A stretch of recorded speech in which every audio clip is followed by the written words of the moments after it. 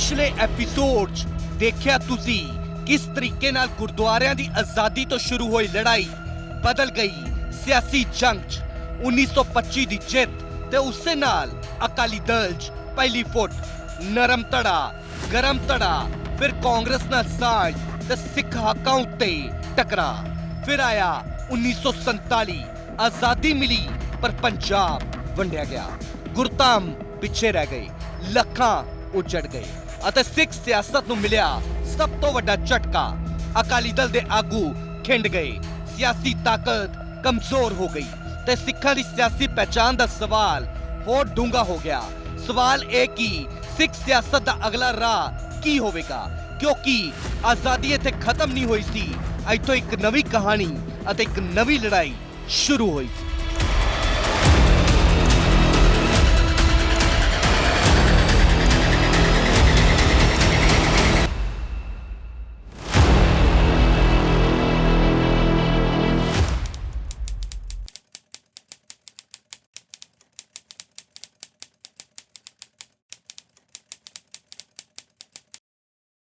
सत श्री अकाल living India news Punjab देख रहे दर्शकों का बहुत बहुत स्वागत है मैं हाँ आशीष गुप्ता तुहाडे नाल लैके हाज़र हां साडी खास पेशकश पंथनामा कुर्बानी तो कुर्सी तक साल सी 1947 दा तारीख सी 15 अगस्त आज़ादी मिल गई सी पर पंजाब हाले आज़ाद नहीं होया 1947 ने अंग्रेजी हुकूमत तक खत्म कर दी पर पंजाब दे हिस्से आई वंड ते एक नवीं सियासी जंग एक मोर्चा एक मंग ਤੇ ਫਿਰ ਇੱਕ ਅਜਿਹੀ ਸਿਆਸੀ ਜੰਗ ਜਿਸ ਨੇ ਪੰਜਾਬ ਦੀ ਤਕਦੀਰ ਬਦਲ ਦਿੱਤੀ ਕਦੇ ਪੰਜਾਬੀ ਸੂਬਾ ਮੰਗਿਆ ਗਿਆ ਕਦੇ ਪੰਜਾਬ ਦੇ ਹੱਕਾਂ ਲਈ ਮੋਰਚੇ ਲੱਗੇ ਫਿਰ ਆਇਆ ਅਨੰਦਪੁਰ ਸਾਹਿਬ ਦਾ ਮਤਾ ਫਿਰ ਆਇਆ ਧਰਮ ਯੁੱਧ ਮੋਰਚਾ ਤੇ ਫਿਰ ਪੰਜਾਬ ਨੇ ਦੇਖਿਆ 1984 ਦਾ ਉਹ ਕਾਲਾ ਦੌਰ ਪਰ ਸਭ ਤੋਂ ਵੱਡਾ ਸਵਾਲ ਇੱਥੇ ਇਹ ਖੜਾ ਹੁੰਦਾ ਹੈ ਕਿ ਜਿਸ ਪਾਰਟੀ ਨੇ ਸੰਘਰਸ਼ ਨਾਲ ਆਪਣੀ ਪਛਾਣ ਬਣਾਈ ਕਿ ਸੱਤਾ ਨੇ ਉਸ ਪਛਾਣ ਨੂੰ ਬਦਲ ਦਿੱਤਾ ਅਤੇ ਜਿੱਥੇ ਕਦੇ ਲੜਾਈ ਦਿੱਲੀ ਨਾਲ ਹੁੰਦੀ ਸੀ ਉੱਥੇ ਬਾਅਦ ਚ ਲੜਾਈ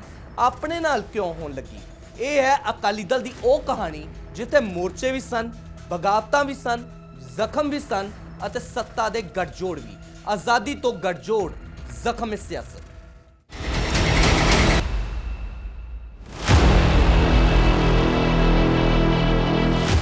ਇਹ ਕਹਾਣੀ ਹੈ ਉਸ ਦੌਰ ਦੀ ਜਦੋਂ ਪੰਜਾਬ ਨੇ ਆਪਣੇ ਹਿੱਸੇ ਦੇ ਅਣਕਹੇ ਜ਼ਖਮ ਸਹੇ ਇੱਕ ਪਾਸੇ ਪੰਜਾਬੀ ਸੂਬੇ ਦੀ ਮੰਗ ਦੂਜੇ ਪਾਸੇ ਮਹਾ ਪੰਜਾਬ ਦਾ ਵਿਰੋਧ ਕਿਤੇ ਮੋਰਚੇ ਲੱਗੇ ਕਿਤੇ ਗ੍ਰਿਫਤਾਰੀਆਂ ਹੋਈਆਂ ਤਾਂ ਕਿਤੇ ਸਿਆਸਤ ਨੇ ਅਜਿਹਾ ਮੋੜ ਲਿਆ ਜਿੱਥੇ ਆਪਣੇ ਸਾਹਮਣੇ ਖੜੇ ਹੋ ਗਏ ਜਿਸ ਅਕਾਲੀ ਦਲ ਨੇ ਪੰਜਾਬ ਦੇ ਹੱਕਾਂ ਲਈ ਸੰਘਰਸ਼ ਕੀਤਾ ਉਹੀ ਅਕਾਲੀ ਦਲ ਜਦੋਂ ਸੱਤਾ ਦੇ ਦਰਵਾਜ਼ੇ ਤੱਕ ਪਹੁੰਚਿਆ ਤਾਂ ਸਵਾਲ ਬਦਲ ਗਏ ਮੋਰਚਾ ਕੌਣ ਲਾਵੇਗਾ ਨਹੀਂ ਸੱਤਾ ਕੌਣ ਚਲਾਵੇਗਾ ਸੰਘਰਸ਼ ਕਿਸ ਲਈ ਨਹੀਂ ਕੁਰਸੀ ਕਿਸ ਦੀ पंजाबी सूबे तो आनंदपुर साहिब दे मते तक धर्म युद्ध मोर्चे तो 1984 दे काले दौर तक अते फिर संघर्ष तो गठजोड़ तक ये सिर्फ अकाली दल दा सियासी सफर नहीं ये पंजाब दी पंथक सियासत दे उन्हां सफियां दी कहानी है जिन्हां उत्ते जित्तां नालों जख्म ज़्यादा डूंगे ने ते अज पंथनामा च खुलणगे ओही सफे जिथे मोर्चे भी सन बगावतां भी सत्ता भी ते सियासत दे ओ समझौते भी जिन्हां ने पंजाब दी तकदीर बदल दी ਇਹ ਕਹਾਣੀ ਹੈ ਸੰਘਰਸ਼ ਤੋਂ ਸੱਤਾ ਤੱਕ ਅਤੇ ਸੱਤਾ ਤੋਂ ਸਵਾਲਾਂ ਤੱਕ ਦੀ ਯਾਨੀ ਆਜ਼ਾਦੀ ਤੋਂ ਗੱਠਜੋੜ ਤੱਕ ਆਜ਼ਾਦੀ ਤੋਂ ਗੱਠਜੋੜ ਜ਼ਖਮ ਸਿਆਸਤ 1955 ਪੰਜਾਬੀ ਸੂਬਾ ਮੋਰਚਾ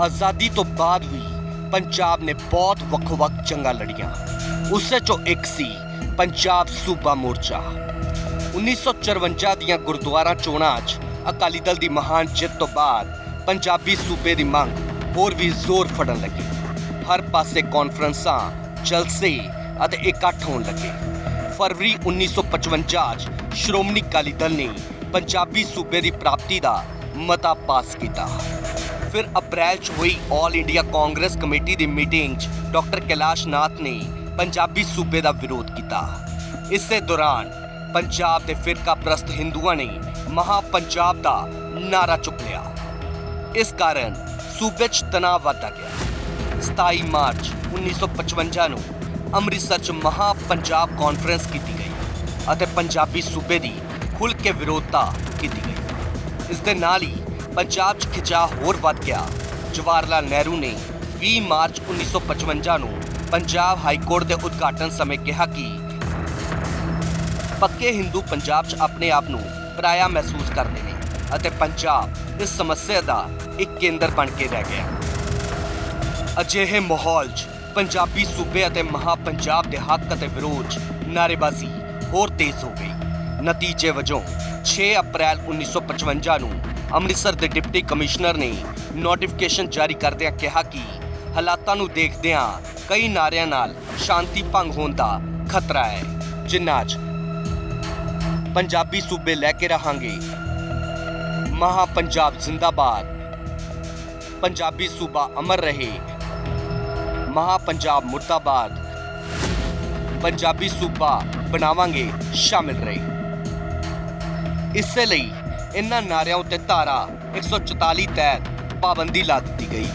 ਸ਼੍ਰੋਮਣੀ ਅਕਾਲੀ ਦਲ ਨੇ 24 ਅਪ੍ਰੈਲ 1955 ਨੂੰ ਇਸ ਪਾਬੰਦੀ ਖਿਲਾਫ ਮਤਾ ਪਾਸ ਕੀਤਾ। ਇਸ ਮਤੇ 'ਚ ਕਿਹਾ ਗਿਆ ਕਿ ਪੰਜਾਬੀ ਸੂਬਾ ਜ਼ਿੰਦਾਬਾਦ ਨਾਅਰੇ ਉੱਤੇ ਲਾਈ ਗਈ ਪਾਬੰਦੀ ਨੂੰ ਅਕਾਲੀ ਦਲ ਨਹੀਂ ਮੰਨਦਾ ਅਤੇ ਇਸ ਨੂੰ ਤੋੜਿਆ ਜਾਵੇਗਾ। ਇਸ ਲਈ 10 ਮਈ 1955 ਨੂੰ ਮੋਰਚਾ ਸ਼ੁਰੂ ਕਰਨ ਦਾ ਐਲਾਨ ਕੀਤਾ ਗਿਆ। ਮਾਸਟਰ ਤਾਰਾ ਸਿੰਘ ਨੇ 10 ਮਈ 1955 ਨੂੰ ਖੁਦ ਧਾਰਾ 144 ਦੀ ਉਲੰਘਣਾ ਕੀਤੀ ਅਤੇ ਉਲੰਘਣਾ ਕਰਦਿਆਂ ਪੰਜਾਬੀ ਸੂਬਾ ਜ਼ਿੰਦਾਬਾਦ ਦੇ ਨਾਅਰੇ ਲਾਏ ਅਤੇ ਗ੍ਰਿਫਤਾਰੀ ਵੀ ਦਿੱਤੀ ਗਈ। ਉਹਨਾਂ ਦੀ ਗ੍ਰਿਫਤਾਰੀ ਤੋਂ ਬਾਅਦ ਸ਼੍ਰੋਮਣੀ ਅਕਾਲੀ ਦਲ ਦੀ ਵਰਕਿੰਗ ਕਮੇਟੀ ਨੇ ਰੋਜ਼ਾਨਾ ਜੱਥੇ ਭੇਜਣ ਦਾ ਫੈਸਲਾ ਕੀਤਾ। ਹਰ ਰੋਜ਼ ਲਗਭਗ 51 ਸਿੰਘਾਂ ਦਾ ਇੱਕ ਜੱਥਾ ਗ੍ਰਿਫਤਾਰੀ ਦਿੰਦਾ ਸੀ। ਇਹ ਜੱਥੇ ਪੰਜਾਬੀ ਸੂਬਾ ਜ਼ਿੰਦਾਬਾਦ, ਸਿੱਖ ਏਕਤਾ ਜ਼ਿੰਦਾਬਾਦ ਅਤੇ ਸਤਿ ਸ੍ਰੀ ਅਕਾਲ ਦੇ ਨਾਅਰੇ ਲਾਉਂਦੇ ਹੋਏ ਜਾਂਦੇ ਸਨ ਅਤੇ ਮੋਰਚਾ ਲਗਾਤਾਰ ਜਾਰੀ ਰਿਹਾ ਅਤੇ ਇਸ 'ਚ ਅਕਾਲੀ ਦਲ ਦੇ ਪ੍ਰਮੁੱਖ ਆਗੂਆਂ ਅਤੇ ਹਜ਼ਾਰਾਂ ਸਿੱਖਾਂ ਨੇ ਗ੍ਰਿਫਤਾਰੀਆਂ ਦਿੱਤੀਆਂ। ਪੰਜਾਬ ਦੀਆਂ ਜੇਲ੍ਹਾਂ ਪ੍ਰਦਰਸ਼ਨਕਾਰੀਆਂ ਨਾਲ ਭਰ ਚੁੱਕੀਆਂ ਸਨ ਅਤੇ ਹਜ਼ਾਰਾਂ ਸਿੱਖ ਵਲੰਟੀਅਰ ਦਰਬਾਰ ਸਾਹਿਬ ਤੋਂ ਮੋਰਚੇ 'ਚ ਸ਼ਾਮਲ ਹੋਣ ਲਈ ਨਿਕਲ ਰਹੇ ਸਨ ਅਤੇ ਇਸੇ ਨੂੰ ਧਿਆਨ 'ਚ ਰੱਖਦਿਆਂ ਇੱਕ ਨਵਾਂ ਪੁਲਿਸ ਪਲਾਨ ਤਿਆਰ ਹੋਇਆ। 4 ਜੁਲਾਈ 1955 ਨੂੰ ਸਵੇਰੇ 4 ਵਜੇ DIG ਅਸ਼ਵਨੀ ਕੁਮਾਰ ਦੀ ਅਗਵਾਈ ਹੇਠ ਭਾਰੀ ਪੁਲਿਸ ਫੋਰਸ ਜੁੱਤੀਆਂ ਸਮੇਤ ਦਰਬਾਰ ਸਾਹਿਬ ਕੰਪਲੈਕਸ 'ਚ ਦਾਖਲ ਹੋਈ। ਪੁਲਿਸ ਮੁਲਾਜ਼ਮ ਜੁੱਤੀਆਂ ਸਮੇਤ ਪਰਿਕਰਮਾ 'ਚ ਗਏ। ਗੁਰੂ ਰਾਮਦਾਸ ਸਰਾਂ 'ਚ ਛਾਪਾ ਮਾਰਿਆ ਗਿਆ ਅਤੇ ਲੰਗਰ ਸੇਵਾ ਨੂੰ ਜ਼ਬਰਦਸਤੀ ਬੰਦ ਕਰਵਾ ਦਿੱਤਾ ਗਿਆ, ਜਿਸ ਨੂੰ ਸਾਫ਼ ਤੌਰ ਤੇ ਮਰਿਆਦਾ ਦੀ ਉਲੰਘਣਾ ਦੱਸਿਆ ਗਿਆ। ਪਰਿਕਰਮਾ ਤੇ ਦਰਬਾਰ ਸਾਹਿਬ ਕੰਪਲੈਕਸ ਦੇ ਅੰਦਰ ਅਕਾਲੀ ਸਮਰਥਕਾਂ ਨੂੰ ਖਿੰਡਾਉਣ ਲਈ ਅਥਰੂ ਗੈਸ ਦੇ ਗੋਲੇ ਛੱਡੇ ਗਏ, ਜਿਸ ਨਾਲ ਸਿੱਖ ਹਿਰਦਿਆਂ ਨੂੰ ਡੂੰਘੀ ਠੇਸ ਪਹੁੰਚੀ। ਇਹ ਗੋਲੇ ਅੱਜ ਵੀ ਕੇਂਦਰੀ ਸਿੱਖ ਅਜਾਇਬ ਘਰ 'ਚ ਸੰਭਾਲੇ ਹੋਏ ਨੇ। ਇਸ ਮੋਰਚੇ ਮੌਕੇ ਕੁੱਲ 21,000 ਤੋਂ ਵੱਧ ਸਿੱਖਾਂ ਨੂੰ ਗ੍ਰਿਫਤਾਰ ਕੀਤਾ ਗਿਆ। ਹਾਲਾਂਕਿ ਇਸ ਘਟਨਾ ਤੋਂ ਬਾਅਦ ਸਰਕਾਰ ਖਿਲਾਫ ਰੋਸ ਹੋਰ ਵੱਧ ਗਿਆ। ਆਲਮ ਹੈ ਕਿ ਵੱਧਦੇ ਦਬਾਅ ਕਾਰਨ ਪੰਜਾਬ ਸਰਕਾਰ ਨੂੰ 12 ਜੁਲਾਈ 1955 ਨੂੰ ਪੰਜਾਬੀ ਸੂਬੇ ਦੇ ਨਾਅਰਿਆਂ ਤੋਂ ਪਾਬੰਦੀ ਹਟਾਉਣੀ ਪਈ। ਸਿੱਖ ਜਗਤ ਦੇ ਭਾਰੀ ਵਿਰੋਧ ਕਾਰਨ ਤਤਕਾਲੀ ਕਾਂਗਰਸੀ ਮੁੱਖ ਮੰਤਰੀ ਭੀਮ ਸੈਨ ਸੱਚਰ ਨੂੰ ਖੁਦ ਅਕਾਲ ਤਖਤ ਸਾਹਿਬ ਪੇਸ਼ ਹੋ ਕੇ ਸੰਗਤ ਸਾਹਮਣੇ ਸਰਕਾਰ ਵੱਲੋਂ ਕੀਤੀ ਗਈ ਇਸ ਬੇਅਦਬੀ ਲਈ ਲਿਖਤੀ ਅਤੇ ਜਨਤਕ ਮਾਫੀ ਮੰਗਣੀ ਪਈ। ਇਸ ਮਾਫੀ ਕਾਰਨ ਸਿਆਸੀ ਹਲਕਿਆਂ 'ਚ ਹਲਚਲ ਮਚ ਗਈ ਅਤੇ ਬਾਅਦ 'ਚ ਉਹਨਾਂ ਨੂੰ ਮੁੱਖ ਮੰਤਰੀ ਦੀ ਕੁਰਸੀ ਵੀ ਛੱਡਣੀ ਪਈ। ਇਸ ਮੋਰਚੇ ਨੇ ਸਿੱਖ ਸਿਆਸਤ ਨੂੰ ਨਵੀਂ ਦਿਸ਼ਾ ਦਿੱਤੀ। ਮਾਸਟਰ ਤਾਰਾ ਸਿੰਘ ਦੇ ਨਾਲ ਸੰਤ ਫਤਿਹ ਸਿੰਘ ਵਰਗੇ ਲੀਡਰ ਇਸ ਅੰਦੋਲਨ ਰਾਹੀਂ ਵੱਡੇ ਸਿੱਖ ਨੇਤਾ ਵਜੋਂ ਉੱਭਰੇ। ਇਹ ਮੋਰਚਾ ਪੰਜਾਬੀ ਬੋਲਦੇ ਰਾਜ ਦੀ ਨੀਂਹ ਬਣਿਆ ਅਤੇ ਮਾਸਟਰ ਤਾਰਾ ਸਿੰਘ ਦੀ ਅਗਵਾਈ ਹੇਠ ਸ਼੍ਰੋਮਣੀ ਅਕਾਲੀ ਦਲ ਨੇ ਮੰਗ ਕੀਤੀ ਕਿ ਪੰਜਾਬੀ ਬੋਲਣ ਵਾਲੇ ਇਲਾਕਿਆਂ ਨੂੰ ਮਿਲਾ ਕੇ ਇੱਕ ਪੰਜਾਬੀ ਸੂਬਾ ਬਣਾਇਆ ਜਾਵੇ। ਤਤਕਾਲੀ ਕੇਂਦਰ ਸਰਕਾਰ ਅਤੇ ਪੰਜਾਬ ਦੇ ਕੁਝ ਗੈਰ ਪੰਜਾਬੀ ਸੰਗਠਨਾਂ ਨੇ ਇਸ ਮੰਗ ਦਾ ਪੁਰਜ਼ੋਰ ਵਿਰੋਧ ਕੀਤਾ, ਜਿਸ ਕਾਰਨ ਭਾਸ਼ਾ ਦੇ ਮੁੱਦੇ ਨੇ ਸਿਆਸੀ ਅਤੇ ਫਿਰਕੂ ਰੂਪ ਧਾਰਨ ਕਰ ਲਿਆ। ਸਰਕਾਰ ਨੇ ਪੰਜਾਬ ਨੂੰ ਦੋ ਹਿੱਸਿਆਂ ਪੰਜਾਬੀ ਖੇਤਰ ਅਤੇ ਹਿੰਦੀ ਖੇਤਰ 'ਚ ਵੰਡ ਕੇ ਰੀਜਨਲ ਫਾਰਮੂਲਾ ਲਾਗੂ ਕੀਤਾ, ਪਰ ਇਹ ਫਾਰਮੂਲਾ ਪੂਰਨ ਤੌਰ ਤੇ ਅਸਫਲ ਸਾਬਿਤ ਹੋਇਆ। ਕਿਉਂਕਿ ਇਸ ਨੂੰ ਸਹੀ ਤਰੀਕੇ ਨਾਲ ਲਾਗੂ ਨਹੀਂ ਕੀਤਾ ਗਿਆ। 1960 ਦੇ ਦਹਾਕੇ 'ਚ ਸੰਤ ਫਤਿਹ ਸਿੰਘ ਨੇ ਅੰਦੋਲਨ ਦੀ ਕਮਾਨ ਸੰਭਾਲੀ।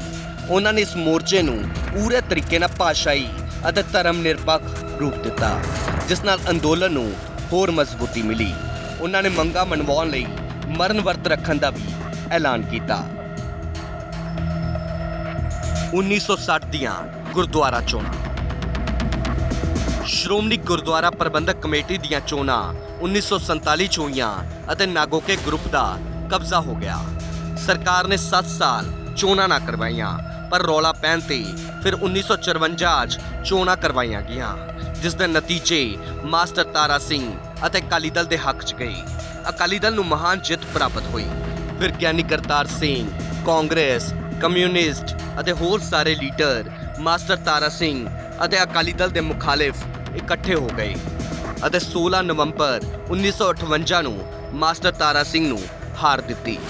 ਹਿੰਦੂ, ਕਾਂਗਰਸੀ ਅਤੇ ਕਮਿਊਨਿਸਟ ਸਾਰੇ ਹੀ ਬਹੁਤ ਖੁਸ਼ ਹੋਏ ਅਤੇ ਇਹ ਬਿਆਨ ਆਏ ਕਿ ਇਹ ਹਾਰ ਪੰਜਾਬੀ ਸੂਬੇ ਦੀ ਹਾਰ ਹੈ। ਅਤੇ ਹੁਣ 17 ਜਨਵਰੀ 1960 ਨੂੰ ਮੁੜ ਤੋਂ ਚੋਣਾਂ ਦਾ ਐਲਾਨ ਹੋਇਆ। ਪੰਜਾਬੀ ਸੂਬੇ ਦਾ ਸਵਾਲ ਮਾਸਟਰ ਜੀ ਅਤੇ ਅਕਾਲੀ ਦਲ ਲਈ ਮਹੱਤਵਪੂਰਨ ਸਵਾਲ ਸੀ। 7 ਮਈ 1959 ਨੂੰ ਅਕਾਲੀ ਦਲ ਨੇ ਐਲਾਨ ਕੀਤਾ ਕਿ ਅਕਾਲੀ ਦਲ ਗੁਰਦੁਆਰਾ ਚੋਣਾਂ ਪੰਜਾਬੀ ਸੂਬੇ ਦੇ ਸਵਾਲ ਤੇ ਲੜੇਗਾ। ਮਾਸਟਰ ਤਾਰਾ ਸਿੰਘ ਦੇ ਮਾਮਲੇ ਤੇ ਸੀ ਜੋ ਕਹਿੰਦੇ ਸੀ ਜੋ ਪੰਥਕ ਨਹੀਂ ਉਹ ਮੇਰੀ ਸਿਆਸਤ ਨਹੀਂ, ਔਰ ਪੰਜਾਬ ਨੂੰ ਵੀ ਨਾਲ ਲੈ ਕੇ ਤੁਰਦੇ ਸੀ, ਕਿਉਂਕਿ ਮਤਲਬ ਪੰਜਾਬ ਜਿਹੜਾ ਹੈ ਗੁਰੂ ਦੇ ਨਾਲ ਦਾ ਗੁਰਮਤਿ ਜਿਹੜੀ ਪੰਜਾਬ ਨੂੰ ਨਾਲ ਲੈ ਕੇ ਤੁਰਦੀ, ਸਾਰੇ ਪੰਜਾਬੀ ਇਕੱਠੇ ਸਨ। ਦੂਸਰੇ ਪਾਸੇ ਗਿਆਨੀ ਕਰਤਾਰ ਸਿੰਘ ਦਾ ਕਾਂਗਰਸ ਦਾ ਸਾਧ ਸੰਗਤ ਬੋਰਡ ਅਤੇ ਤੀਜੀ ਪਾਰਟੀ ਦੇਸ਼ ਭਗਤ ਪਾਰਟੀ ਮਾਸਟਰ ਜੀ ਤੇ ਅਕਾਲੀ ਦਲ ਨੂੰ ਹਰਾਉਣ ਵਾਸਤੇ ਅਤੇ ਨਾਲ ਹੀ ਪੰਜਾਬੀ ਸੂਬੇ ਦੇ ਸਵਾਲ ਦੇ ਵਿਰੋਧ ਚੋਣ ਲੜ ਰਹੇ ਸਨ।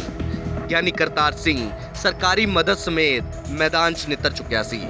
ਇਸ ਸਮੇਂ 14 ਜਨਵਰੀ ਨੂੰ ਹੁਕਮ ਸਿੰਘ ਨੇ ਪਾਰਲੀਮੈਂਟ ਤੋਂ ਅਸਤੀਫਾ ਦੇਣ ਦੀ ਪੇਸ਼ਕਸ਼ ਕੀਤੀ ਅਤੇ ਕਿਹਾ ਕਿ ਮਾਸਟਰ ਤਾਰਾ ਸਿੰਘ ਗੁਰਦੁਆਰਾ ਚੋਣਾਂ 'ਚ ਹਟ ਜਾਏ।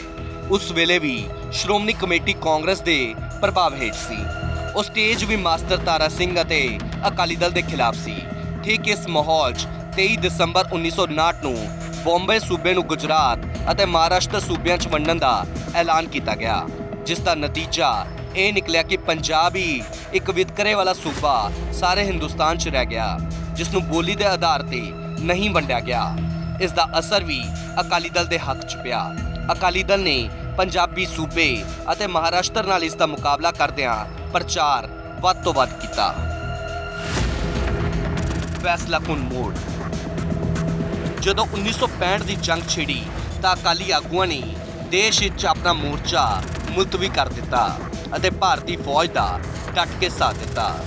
ਸਿੱਖਾਂ ਦੀ ਦੇਸ਼ ਭਗਤੀ ਅਤੇ ਕੁਰਬਾਨੀ ਨੂੰ ਦੇਖਦੇ ਹੋਏ ਜੰਗ ਤੋਂ ਬਾਅਦ ਤਤਕਾਲੀ ਪ੍ਰਧਾਨ ਮੰਤਰੀ ਲਾਲ ਬਹਾਦਰ ਸ਼ਾਸਤਰੀ ਨੇ ਇਸ ਮੰਗ ਉੱਤੇ ਵਿਚਾਰ ਕਰਨ ਲਈ ਹੁਕਮ ਸਿੰਘ ਕਮੇਟੀ ਯਾਨੀ ਕਿ ਸੰਸਦੀ ਕਮੇਟੀ ਦਾ ਗਠਨ ਕੀਤਾ। ਸ਼ਾਸਤਰੀ ਜੀ ਦੇ ਅਕਾਲ ਚਲਾਣੇ ਤੋਂ ਬਾਅਦ ਪ੍ਰਧਾਨ ਮੰਤਰੀ ਇੰਦਰਾ ਗਾਂਧੀ ਨੇ ਮਾਰਚ 1966 'ਚ ਪੰਜਾਬੀ ਸੂਬੇ ਦੀ ਮੰਗ ਨੂੰ ਅਧਿਕਾਰਤ ਤੌਰ ਤੇ ਪ੍ਰਵਾਨਗੀ ਦਿੱਤੀ। ਦੇਖੋ, ਪਹਿਲੀ ਗੱਲ ਤਾਂ ਇਹ ਹੈ ਕਿ ਅਕਾਲੀਆਂ ਨੇ ਕਦੇ ਪੰਜਾਬੀ ਸੂਬੇ ਦੀ ਮੰਗ ਹੀ ਨਹੀਂ। ਦੇਸ਼ ਦੇ ਪ੍ਰਧਾਨ ਮੰਤਰੀ ਜਵਾਹਰ ਲਾਲ ਨੇ ਕਲਕੱਤੇ ਵਿੱਚ ਪੰਡਿਤ ਜਵਾਹਰ ਲਾਲ ਨੇ ਕਲਕੱਤੇ ਇੱਕ ਪ੍ਰੈਸ ਕਾਨਫਰੰਸ ਵਿੱਚ ਕਿਹਾ ਸੀ ਕਿ ਦੇਸ਼ ਦੀ ਤਰੱਕੀ ਲਈ ਛੋਟੇ ਸੂਬੇ ਬਣਾਉਣ ਦੀ ਜ਼ਰੂਰਤ ਹੈ। ਇਹ ਬਿਆਨ ਜਵਾਹਰ ਲਾਲ ਨਹਿਰੂ ਨੇ ਦਿੱਤਾ ਸੀ। ਫਿਰ ਭਾਰਤ ਦੀ ਪਾਰਲੀਮੈਂਟ ਦੇ ਅੰਦਰ ਪੰਡਿਤ ਜਵਾਹਰ ਲਾਲ ਨਹਿਰੂ ਨੇ ਇੱਕ ਮਤਾ ਪੇਸ਼ ਕੀਤਾ ਕਿ ਭਾਸ਼ਾ ਦੇ ਆਧਾਰ ਤੇ ਸੂਬੇ ਬਣਾਏ ਜਾਣਗੇ। ਉਦੋਂ ਦੇਸ਼ ਵਿੱਚ 14 ਭਾਸ਼ਾਵਾਂ ਮੰਨੀਆਂ ਗਈਆਂ ਸੀ। ਮਰਾਠੀ ਮੰਨੀ ਗਈ, ਬੰਗਾਲੀ ਮੰਨੀ ਗਈ, ਸਾਮੀ ਮੰਨੀ ਗਈ, ਹੋਰ ਭਾਸ਼ਾਵਾਂ ਮੰਨੀਆਂ ਗਈਆਂ। ਪੰਜਾਬੀ ਬੋਲੀ ਦਾ ਕਿਤੇ ਜ਼ਿਕਰ ਨਹੀਂ ਸੀ। ਅਕਾਲੀਆਂ ਨੇ ਫਿਰ ਇੱਕ ਰੈਜੂਲੇਸ਼ਨ ਦਿੱਤਾ ਸੀ ਕਿ ਜੇ ਭਾਸ਼ਾ ਦੇ ਆਧਾਰ ਤੇ ਸੂਬੇ ਬਣਾਉਣੇ ਨੇ ਫਿਰ ਪੰਜਾਬੀ ਬੋਲੀ ਦੇ ਆਧਾਰ ਤੇ ਵੀ ਸੂਬੇ ਬਣਾਏ ਜਾਣੇ ਚਾਹੀਦੇ ਨੇ। ਮਰਾਠੀ ਬਣੀ, ਮਹਾਰਾਸ਼ਟਰ ਬਣਿਆ, ਮਹਾਰਾਸ਼ਟਰ ਨੇ ਕੋਈ ਸਟਰਗਲ ਨਹੀਂ ਕੀਤੀ। ਅਸਾਮ ਬਣਿਆ, ਕੋਈ ਸਟਰਗਲ ਨਹੀਂ ਕੀਤੀ। ਤਾਮਿਲਨਾਡੂ ਬਣਿਆ, ਕੋਈ ਸਟਰਗਲ ਨਹੀਂ ਕੀਤੀ। ਬੰਗਾਲ ਬਣਿਆ, ਕੋਈ ਸਟਰਗਲ ਨਹੀਂ ਕੀਤੀ। ਲੇਕਿਨ ਜਦੋਂ ਪੰਜਾਬੀ ਸੂਬਾ ਬਣਾਉਣ ਦੀ ਗੱਲ ਆਈ ਪੰਜਾਬੀ ਬੋਲੀ ਦੇ ਨਾਂ ਉੱਤੇ, ਤਾਂ ਇੱਥੇ ਆ ਕੇ ਉਹਨਾਂ ਨੇ ਜਵਾਬ ਦਿੱਤਾ ਔਰ ਅਕਾਲੀਆਂ ਨੂੰ ਮੋਰਚਾ ਲਾਉਣਾ ਪਿਆ 2 ਵਾਰੀ। ਪਹਿਲਾ ਮੋਰਚਾ ਲਾਇਆ 1971 ਦੀ, ਮਤਲਬ ਆਪਣਾ ਜੰਗ ਆ ਗਈ 62 ਦੀ, फिर दुआरे लाया, फिर मतलब जाके इंदिरा गांधी ने फिर जाके पंजाबी सूबे की मंग जिहड़ी मन्नी गई। ਧੜੇਬੰਦੀ ਤੋਂ ਸੱਤਾ ਤੱਕ। ਹਾਲਾਂਕਿ ਬਦਲਦੇ ਦੌਰ ਦੇ ਨਾਲ-ਨਾਲ ਬਦਲਦੇ ਸਮੇਂ 'ਚ ਪੰਜਾਬ ਦੀ ਪੰਥਕ ਸਿਆਸਤ ਕਾਫੀ ਗਰਮਾਉਣ ਲੱਗੀ। 1 ਨਵੰਬਰ 1966 ਨੂੰ ਪੰਜਾਬੀ ਸੂਬੇ ਦੀ ਸਥਾਪਨਾ ਨਾਲ ਉਹ ਮੰਗ ਪੂਰੀ ਹੋ ਗਈ, ਜਿਸ ਲਈ ਅਕਾਲੀ ਦਲ ਨੇ ਕਰੀਬ 2 ਦਹਾਕਿਆਂ ਤੱਕ ਮੋਰਚੇ ਲਾਏ, ਗ੍ਰਿਫਤਾਰੀਆਂ ਦਿੱਤੀਆਂ ਅਤੇ ਵੱਡਾ ਰਾਜਨੀਤਿਕ ਸੰਘਰਸ਼ ਕੀਤਾ। ਪਰ ਇਤਿਹਾਸ ਦੀ ਵਿਡੰਬਨਾ ਇਹ ਰਹੀ ਕਿ ਜਿਸ ਮਕਸਦ ਨੇ ਅਕਾਲੀ ਦਲ ਨੂੰ ਇਕੱਠਾ ਰੱਖਿਆ ਸੀ, ਉਹ ਮਕਸਦ ਪੂਰਾ ਹੁੰਦੇ ਹੀ ਪਾਰਟੀ ਦੇ ਅੰਦਰ ਵਿਚਾਰਧਾਰਕ ਅਤੇ ਲੀਡਰਸ਼ਿਪ ਸੰਬੰਧੀ ਟਕਰਾਅ ਖੁੱਲ੍ਹ ਕੇ ਸਾਹਮਣੇ ਆਉਣ ਲੱਗੇ। ਹੁਣ ਸਵਾਲ ਪੰਜਾਬੀ ਸੂਬਾ ਬਣਾਉਣ ਦਾ ਨਹੀਂ, ਸਗੋਂ ਪੰਜਾਬ ਉੱਤੇ ਰਾਜ ਕਰਨ, ਸਰਕਾਰ ਚਲਾਉਣ ਅਤੇ ਸੰਗਠਨ ਉੱਤੇ ਕਬਜ਼ਾ ਬਣਾਈ ਰੱਖਣ ਦਾ ਸੀ। ਇਹੀ ਉਹ ਦੌਰ ਸੀ ਜਦੋਂ ਅਕਾਲੀ ਦਲ ਅੰਦੋਲਨਕਾਰੀ ਪਾਰਟੀ ਤੋਂ ਸੱਤਾ ਦੀ ਰਾਜਨੀਤੀ ਕਰਨ ਵਾਲੀ ਪਾਰਟੀ 'ਚ ਤਬਦੀਲ ਹੋ ਰਿਹਾ ਸੀ ਅਤੇ ਇਸ ਤਬਦੀਲੀ ਨੇ ਅੰਦਰੂਨੀ ਖਿੱਚੋਤਾਣ ਨੂੰ ਜਨਮ ਦਿੱਤਾ। 1967 ਦੀਆਂ ਚੋਣਾਂ 'ਚ ਪਹਿਲੀ ਵਾਰ ਕਾਂਗਰਸ ਦੀ ਇੱਕ ਛਤਰੀ ਹਕੂਮਤ ਨੂੰ ਚੁਣੌਤੀ ਮਿਲੀ ਅਤੇ ਅਕਾਲੀ ਦਲ ਨੇ ਵੱਖ-ਵੱਖ ਪਾਰਟੀਆਂ ਦੇ ਸਹਿਯੋਗ ਨਾਲ ਸਰਕਾਰ ਬਣਾਈ। ਜਸਟਿਸ ਗੁਰਨਾਮ ਸਿੰਘ ਪਹਿਲੇ ਅਕਾਲੀ ਮੁੱਖ ਮੰਤਰੀ ਬਣੇ, ਪਰ ਇਹ ਸਰਕਾਰ ਸਥਿਰ ਨਹੀਂ ਰਹੀ। ਕੁਝ ਹੀ ਮਹੀਨਿਆਂ 'ਚ ਅਕਾਲੀ ਵਿਧਾਇਕ ਲਛਮਣ ਸਿੰਘ ਗਿੱਲ ਆਪਣੇ ਸਮਰਥਕਾਂ ਨਾਲ ਵੱਖ ਹੋ ਗਏ ਅਤੇ ਕਾਂਗਰਸ ਦੇ ਸਹਿਯੋਗ ਨਾਲ ਨਵੀਂ ਸਰਕਾਰ ਬਣਾ ਲਈ। ਇਹ ਪੰਜਾਬੀ ਸੂਬੇ ਤੋਂ ਬਾਅਦ ਅਕਾਲੀ ਦਲ ਦੀ ਪਹਿਲੀ ਵੱਡੀ ਸਿਆਸੀ ਫੁੱਟ ਸੀ, ਜਿਸ ਨੇ ਸਾਬਤ ਕਰ ਦਿੱਤਾ ਕਿ ਪਾਰਟੀ ਅੰਦਰ ਅਸਹਿਮਤੀ ਹੁਣ ਖੁੱਲ੍ਹੇ ਬਗਾਵਤੀ ਰੂਪ 'ਚ ਸਾਹਮਣੇ ਆ ਸਕਦੀ ਹੈ। ਇਸ ਸਿਆਸੀ ਭੁਚਾਲ ਕਾਰਨ 1968 'ਚ ਵਿਧਾਨ ਸਭਾ ਭੰਗ ਹੋ ਗਈ ਅਤੇ 1969 'ਚ ਮੱਧਕਾਲੀ ਚੋਣਾਂ ਕਰਵਾਈਆਂ ਗਈਆਂ। ਇਨ੍ਹਾਂ ਚੋਣਾਂ 'ਚ ਅਕਾਲੀ ਦਲ 43 ਸੀਟਾਂ ਨਾਲ ਸਭ ਤੋਂ ਵੱਡੀ ਪਾਰਟੀ ਬਣਿਆ ਅਤੇ ਜਨਸੰਘ, ਕਮਿਊਨਿਸਟ ਅਤੇ ਆਜ਼ਾਦ ਵਿਧਾਇਕਾਂ ਦੇ ਸਹਿਯੋਗ ਨਾਲ ਜਸਟਿਸ ਗੁਰਨਾਮ ਸਿੰਘ ਨੇ 17 ਫਰਵਰੀ 1969 ਨੂੰ ਮੁੜ ਤੋਂ ਮੁੱਖ ਮੰਤਰੀ ਵਜੋਂ ਸਹੁੰ ਚੁੱਕੀ। ਪਰ ਸਰਕਾਰ ਬਣਨ ਨਾਲ ਅੰਦਰੂਨੀ ਮਤਭੇਦ ਖਤਮ ਨਹੀਂ ਹੋਏ। ਮੰਤਰੀ ਅਹੁਦਿਆਂ ਦੀ ਵੰਡ, ਪਾਰਟੀ ਦੀ ਕਮਾਨ ਅਤੇ ਸਰਕਾਰ ਦੇ ਫੈਸਲਿਆਂ ਨੂੰ ਲੈ ਕੇ ਅਸੰਤੋਸ਼ ਲਗਾਤਾਰ ਵਧਦਾ ਗਿਆ। 1970 'ਚ ਜਸਟਿਸ ਗੁਰਨਾਮ ਸਿੰਘ ਦੀ ਸਰਕਾਰ ਡਿੱਗ ਗਈ ਅਤੇ 27 ਮਾਰਚ 1970 ਨੂੰ ਪ੍ਰਕਾਸ਼ ਸਿੰਘ ਬਾਦਲ ਪਹਿਲੀ ਵਾਰ ਪੰਜਾਬ ਦੇ ਮੁੱਖ ਮੰਤਰੀ ਬਣੇ। ਉਹ ਉਸ ਸਮੇਂ ਦੇਸ਼ ਦੇ ਸਭ ਤੋਂ ਨੌਜਵਾਨ ਮੁੱਖ ਮੰਤਰੀਆਂ 'ਚ ਇੱਕ ਸਨ। ਉਹਨਾਂ ਨੇ ਪ੍ਰਸ਼ਾਸਨ ਨੂੰ ਮਜ਼ਬੂਤ ਕਰਨ ਅਤੇ ਅਕਾਲੀ ਦਲ ਨੂੰ ਇਕਜੁੱਟ ਰੱਖਣ ਦੀ ਕੋਸ਼ਿਸ਼ ਕੀਤੀ, ਪਰ ਪਾਰਟੀ ਅੰਦਰ ਧੜੇਬੰਦੀ ਹੋਰ ਤੇਜ਼ ਹੋ ਗਈ। ਸਭ ਤੋਂ ਵੱਡਾ ਟਕਰਾਅ ਉਸ ਵੇਲੇ ਸਾਹਮਣੇ ਆਇਆ ਜਦੋਂ ਸਟੇਟ ਮੰਤਰੀ ਤਰਲੋਚਨ ਸਿੰਘ ਰਿਆਸਤੀ ਨੇ ਖੁੱਲ੍ਹੇਆਮ ਇਲਜ਼ਾਮ ਲਾਇਆ ਕਿ ਅਕਾਲੀ ਸਰਕਾਰ ਸਰਮਾਏਦਾਰਾਂ ਦੇ ਪ੍ਰਭਾਵ ਹੇਠ ਕੰਮ ਕਰ ਰਹੀ ਹੈ ਅਤੇ ਸਰਕਾਰ 'ਚ ਭ੍ਰਿਸ਼ਟਾਚਾਰ ਦੀ ਜਾਂਚ ਹੋਣੀ ਚਾਹੀਦੀ ਹੈ। ਇਸ ਬਿਆਨ ਤੋਂ ਬਾਅਦ ਅਕਾਲੀ ਦਲ ਨੇ ਰਿਆਸਤੀ ਨੂੰ ਕਾਰਨ ਦੱਸੋ ਨੋਟਿਸ ਜਾਰੀ ਕੀਤਾ। ਹਾਲਾਂਕਿ ਦਿਲਚਸਪ ਗੱਲ ਇਹ ਸੀ ਕਿ ਉਸ ਵੇਲੇ ਪਾਰਟੀ ਦੇ ਪਾਰਲੀਮੈਂਟ ਬੋਰਡ ਦੇ ਪ੍ਰਧਾਨ ਜਸਟਿਸ ਗੁਰਨਾਮ ਸਿੰਘ ਨੇ ਰਿਆਸਤੀ ਖਿਲਾਫ ਕਾਰਵਾਈ ਦਾ ਵਿਰੋਧ ਕੀਤਾ। ਇਸ ਨਾਲ ਇਹ ਸੰਕੇਤ ਸਾਫ਼ ਹੋ ਗਿਆ ਕਿ ਪਾਰਟੀ ਦੇ ਸਿਖਰਲੇ ਨੇਤਾ ਵੀ ਇੱਕ ਮਤ ਨਹੀਂ ਰਹੇ। ਉਸੇ ਸਮੇਂ ਕਈ ਅਕਾਲੀ ਵਿਧਾਇਕ ਮੰਤਰੀ ਬਣਨ ਦੀ ਮੰਗ ਕਰ ਰਹੇ ਸਨ, ਜਦਕਿ ਸਰਕਾਰ 'ਚ ਪਹਿਲਾਂ ਹੀ 25 ਮੰਤਰੀ ਅਤੇ 2 ਪਾਰਲੀਮੈਂਟਰੀ ਸਕੱਤਰ ਸ਼ਾਮਿਲ ਸਨ। ਕਾਂਗਰਸ ਤੋਂ ਅਕਾਲੀ ਦਲ 'ਚ ਆਏ ਸੁਰਿੰਦਰ ਕੈਰੋਂ ਨੂੰ ਮੰਤਰੀ ਬਣਾਉਣ ਦਾ ਵਾਅਦਾ ਵੀ ਪੂਰਾ ਨਾ ਹੋ ਸਕਿਆ, ਜਿਸ ਕਾਰਨ ਉਹਨਾਂ ਦਾ ਧੜਾ ਵੀ ਨਾਰਾਜ਼ ਹੋ ਗਿਆ। ਦੂਜੇ ਪਾਸੇ ਰਿਆਸਤੀ ਅਤੇ ਕੁਝ ਹੋਰ ਵਿਧਾਇਕ ਵਜ਼ਾਰਤ ਛੋਟੀ ਕਰਨ ਦੀ ਮੰਗ ਕਰ ਰਹੇ ਸਨ। ਇਹ ਸਾਰੇ ਘਟਨਾਕ੍ਰਮ ਮਿਲ ਕੇ ਸਰਕਾਰ ਲਈ ਗੰਭੀਰ ਸੰਕਟ ਬਣ ਗਏ ਅਤੇ ਫਿਰ ਜੂਨ 1971 'ਚ ਹਾਲਾਤ ਬੇਕਾਬੂ ਹੋ ਗਏ ਅਤੇ ਹਾਲਾਤ ਨਿਰਣਾਇਕ ਮੋੜ ਤੇ ਪਹੁੰਚ ਗਏ। 12 ਜੂਨ ਨੂੰ ਤਰਲੋਚਨ ਸਿੰਘ ਰਿਆਸਤੀ ਨੇ ਮੰਤਰੀ ਅਹੁਦੇ ਤੋਂ ਅਸਤੀਫਾ ਦਿੱਤਾ, ਪਰ ਨਾਲ ਹੀ ਐਲਾਨ ਕੀਤਾ ਕਿ ਉਹ ਅਕਾਲੀ ਦਲ ਨਹੀਂ ਛੱਡ ਰਹੇ। ਮੁੱਖ ਮੰਤਰੀ ਪ੍ਰਕਾਸ਼ ਸਿੰਘ ਬਾਦਲ ਨੂੰ ਡਰ ਸੀ ਕਿ ਕਿਤੇ 1967 ਵਾਂਗ ਮੁੜ ਤੋਂ ਪਾਰਟੀ 'ਚ ਫੁੱਟ ਨਾ ਪੈ ਜਾਵੇ ਅਤੇ ਸਰਕਾਰ ਮੁੜ ਤੋਂ ਨਾ ਟਿਕੇ। ਇਸੇ ਕਰਕੇ ਉਹਨਾਂ ਨੇ ਤੁਰੰਤ ਗਵਰਨਰ ਨੂੰ ਵਿਧਾਨ ਸਭਾ ਭੰਗ ਕਰਨ ਦੀ ਸਿਫਾਰਿਸ਼ ਕੀਤੀ।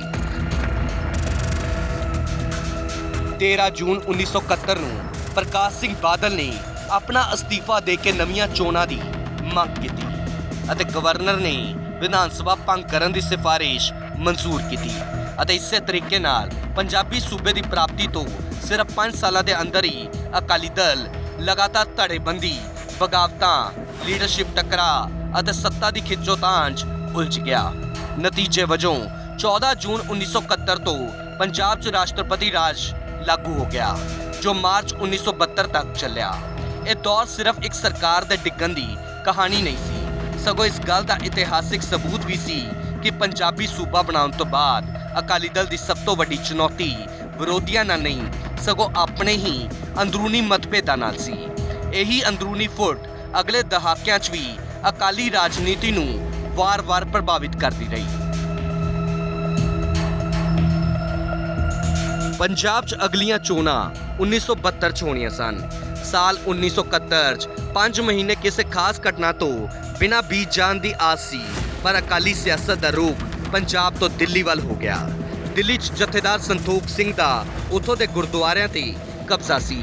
ਜਥੇਦਾਰ ਉਹਨਾਂ ਦੇ ਵਿਰੋਧੀ ਸੰਤਾਂ ਦੇ ਧੜੇ ਨਾਲ ਜੁੜੇ ਹੋਏ ਸਨ। ਦੂਜੇ ਪਾਸੇ ਦਿੱਲੀ ਦੇ ਅਕਾਲੀ ਜਾਂ ਗੈਰ ਅਕਾਲੀ ਪੰਜਾਬ ਦੇ ਅਕਾਲੀਆਂ ਦਾ ਦਿੱਲੀ ਦੇ ਗੁਰਦੁਆਰਿਆਂ ਉੱਤੇ ਕਬਜ਼ਾ ਪਸੰਦ ਨਹੀਂ ਕਰਦੇ ਸਨ। ਆਖਿਰ ਗਿਣੀ ਮਿੱਥੀ ਸਕੀਮ ਅਨੁਸਾਰ ਇਹਨਾਂ ਗਰੁੱਪਾਂ ਨੇ ਮਿਲ ਕੇ ਗੁਰਦੁਆਰਾ ਸੀਸਗੰਜ ਤੇ ਮਈ 1971 'ਚ ਕਬਜ਼ਾ ਕਰ ਲਿਆ ਅਤੇ ਅੰਦਰੋਂ ਤਾਲੇ ਮਾਰ ਦਿੱਤੇ। ਇਸ ਕਬਜ਼ੇ ਖਿਲਾਫ ਸੰਤ ਫਤਿਹ ਸਿੰਘ ਨੇ ਦਿੱਲੀ ਦੇ ਗੁਰਦੁਆਰੇ ਆਜ਼ਾਦ ਕਰਾਉਣ ਲਈ ਮੋਰਚਾ ਲਾਉਣ ਦਾ ਮੁੜ ਤੋਂ ਐਲਾਨ ਕੀਤਾ। 21 ਜੁਲਾਈ 1971 ਨੂੰ 101 ਦਾ ਜੱਥਾ ਲੈ ਕੇ ਸੰਤ ਫਤਿਹ ਸਿੰਘ ਅੰਮ੍ਰਿਤਸਰ ਤੋਂ ਦਿੱਲੀ ਵੱਲ ਚੱਲ ਪਏ। 15 ਅਗਸਤ ਨੂੰ ਸੰਤ ਫਤਿਹ ਸਿੰਘ ਨੂੰ ਗ੍ਰਿਫਤਾਰ ਕਰ ਲਿਆ ਗਿਆ ਅਤੇ ਰਾਜਸਥਾਨ ਲਿਜਾ ਕੇ ਛੱਡ ਦਿੱਤਾ ਗਿਆ। ਅਕਾਲੀਆਂ ਨੇ ਜੱਥੇ ਭੇਜਣੇ ਜਾਰੀ ਰੱਖੇ। 12 ਅਕਤੂਬਰ ਤੱਕ 7456 ਗ੍ਰਿਫਤਾਰੀਆਂ ਹੋ ਚੁੱਕੀਆਂ ਸਨ ਅਤੇ 6 ਦਸੰਬਰ 1971 ਨੂੰ ਮੋਰਚਾ ਬੰਦ ਕਰ ਦਿੱਤਾ ਗਿਆ ਅਤੇ ਸਰਕਾਰ ਨੇ ਸਾਰੇ ਗ੍ਰਿਫਤਾਰ ਅਕਾਲੀ ਰਿਹਾ ਕਰ ਦਿੱਤੇ। ਜੰਗ ਖਤਮ ਹੋਣ ਮਗਰੋਂ ਸੂਬਾ ਅਸੈਂਬਲੀ ਦੀਆਂ ਚੋਣਾਂ ਦਾ ਐਲਾਨ ਹੋ ਗਿਆ। 12 ਮਾਰਚ 1972 ਨੂੰ ਪੰਜਾਬ 'ਚ ਵਿਧਾਨ ਸਭਾ ਚੋਣਾਂ ਹੋਈਆਂ। ਕਾਂਗਰਸ ਤੇ ਸੀਪੀਆਈ ਨੇ ਰਲ ਕੇ ਗੱਠਜੋੜ ਕੀਤਾ ਅਤੇ ਚੋਣ ਨਤੀਜਿਆਂ 'ਚ ਕਾਂਗਰਸ ਨੂੰ 66 ਸੀਟਾਂ, ਅਕਾਲੀ ਦਲ ਨੂੰ 24 ਸੀਟਾਂ, ਸੀਪੀਆਈ ਨੂੰ 10 ਸੀਟਾਂ ਅਤੇ ਐਮਪੀਪੀ ਨੂੰ 1 ਸੀਟ ਅਤੇ 3 ਸੀਟਾਂ ਦੇ ਆਜ਼ਾਦ ਵਿਧਾਇਕ ਜਿੱਤੇ। ਇਸੇ ਤਰੀਕੇ ਨਾਲ ਪੰਜਾਬ 'ਚ ਇੱਕ ਵਾਰ ਮੁੜ ਤੋਂ ਕਾਂਗਰਸ ਦਾ ਰਾਜ ਬਣ ਗਿਆ। ਕਾਂਗਰਸ ਨੇ 104 ਚੋਂ 66 ਸੀਟਾਂ ਜਿੱਤੀਆਂ ਅਤੇ 17 ਮਾਰਚ ਨੂੰ ਗਵਰਨਰ ਨੇ ਗਿਆਨੀ ਜ਼ੈਲ ਸਿੰਘ ਨੂੰ ਸਰਕਾਰ ਬਣਾਉਣ ਦਾ ਸੱਦਾ ਦਿੱਤਾ। 1973 ਮਤਾ ਅਨੰਦਪੁਰ ਸਾਹਿਬ ਦਾ। ਪੰਜਾਬ ਦੀ ਸਿਆਸਤ 'ਚ ਅਸਲ ਭੁਚਾਲ ਆਇਆ ਸਾਲ 1971 ਅਤੇ 1972 ਦੀਆਂ ਚੋਣਾਂ 'ਚ। ਕੇਂਦਰ 'ਚ ਇੰਦਰਾ ਗਾਂਧੀ ਦੀ ਲਹਿਰ ਅਤੇ ਪੰਜਾਬ 'ਚ ਕਾਂਗਰਸ ਦੀ ਰਣਨੀਤੀ ਅੱਗੇ ਅਕਾਲੀ ਦਲ ਬੁਰੇ ਤਰੀਕੇ ਨਾਲ ਖਿੰਡ ਗਿਆ। 1971 ਦੀਆਂ ਲੋਕ ਸਭਾ ਚੋਣਾਂ 'ਚ ਸ਼੍ਰੋਮਣੀ ਅਕਾਲੀ ਦਲ ਸਿਰਫ ਇੱਕ ਸੀਟ ਤੇ ਸਿਮਟ ਕੇ ਰਹਿ ਗਿਆ। ਹਾਰ ਦਾ ਇਹ ਸਿਲਸਿਲਾ ਇੱਥੇ ਹੀ ਨਹੀਂ ਰੁਕਿਆ। 1972 ਦੀਆਂ ਵਿਧਾਨ ਸਭਾ ਚੋਣਾਂ 'ਚ ਅਕਾਲੀ ਦਲ ਨੂੰ ਕਰਾਰੀ ਹਾਰ ਮਿਲੀ। ਉਹ ਸਿਰਫ 24 ਸੀਟਾਂ ਤੱਕ ਸੀਮਿਤ ਹੋ ਗਿਆ। ਕਾਂਗਰਸ ਨੇ ਫਿਰ ਵੱਡੀ ਜਿੱਤ ਹਾਸਲ ਕੀਤੀ ਅਤੇ ਗਿਆਨੀ ਜ਼ੈਲ ਸਿੰਘ ਪੰਜਾਬ ਦੇ ਮੁੱਖ ਮੰਤਰੀ ਬਣੇ। ਗਿਆਨੀ ਜ਼ੈਲ ਸਿੰਘ ਨੇ ਮੁੱਖ ਮੰਤਰੀ ਬਣਦਿਆਂ ਹੀ ਸਿੱਖ ਧਾਰਮਿਕ ਸਮਾਗਮਾਂ ਰਾਹੀਂ ਅਕਾਲੀ ਦਲ ਦੇ ਰਵਾਇਤੀ ਵੋਟ ਬੈਂਕ ਨੂੰ ਸੰਨ ਲਾਉਣੀ ਸ਼ੁਰੂ ਕਰ ਦਿੱਤੀ। ਸੱਤਾ ਹੱਥੋਂ ਜਾਣ ਅਤੇ ਸਿਆਸੀ ਹਾਸ਼ੀਏ ਤੇ ਚਲੇ ਜਾਣ ਤੋਂ ਬਾਅਦ ਅਕਾਲੀ ਦਲ ਦੇ ਅੰਦਰ ਇੱਕ ਵੱਡੇ ਅਤੇ ਡੂੰਘੇ ਮੰਥਨ ਦੀ ਸ਼ੁਰੂਆਤ ਹੋਈ। ਇਹੀ ਉਹ ਵੇਲਾ ਹੈ ਜਦੋਂ ਸ਼੍ਰੋਮਣੀ ਅਕਾਲੀ ਦਲ ਆਪਣਾ ਟੀਚਾ ਮਿੱਥਦਾ ਹੈ। 1972 ਦੀ ਹਾਰ ਸ਼੍ਰੋਮਣੀ ਅਕਾਲੀ ਦਲ ਲਈ ਸਿਰਫ ਇੱਕ ਚੁਣਾਵੀ ਹਾਰ ਨਹੀਂ ਸੀ, ਇਹ ਅਕਾਲੀ ਦਲ ਦੇ ਹੋਂਦ ਦਾ ਸੰਕਟ ਸੀ। ਗਿਆਨੀ ਜ਼ੈਲ ਸਿੰਘ ਦੀਆਂ ਨੀਤੀਆਂ ਨੇ ਅਕਾਲੀਆਂ ਨੂੰ ਸੋਚਣ ਲਾ ਦਿੱਤਾ ਕਿ ਜੇਕਰ ਉਹ ਹੁਣ ਕੋਈ ਵੱਡਾ ਵਿਚਾਰਧਾਰਕ ਏਜੰਡਾ ਲੈ ਕੇ ਸਾਹਮਣੇ ਨਾ ਆਏ ਤਾਂ ਪੰਜਾਬ ਦੀ ਸਿਆਸਤ 'ਚੋਂ ਉਹਨਾਂ ਦਾ ਆਧਾਰ ਖਤਮ ਹੋ ਜਾਵੇਗਾ। ਇਸ ਲਈ ਉਹਨਾਂ ਨੇ ਸਿੱਖਾਂ ਦੇ ਸਿਆਸੀ ਅਤੇ ਆਰਥਿਕ ਦੇ ਨਾਲ ਧਾਰਮਿਕ ਹੱਕਾਂ ਨੂੰ ਇੱਕੋ ਦਸਤਾਵੇਜ਼ ਪਰੋਣ ਦਾ ਫੈਸਲਾ ਕੀਤਾ।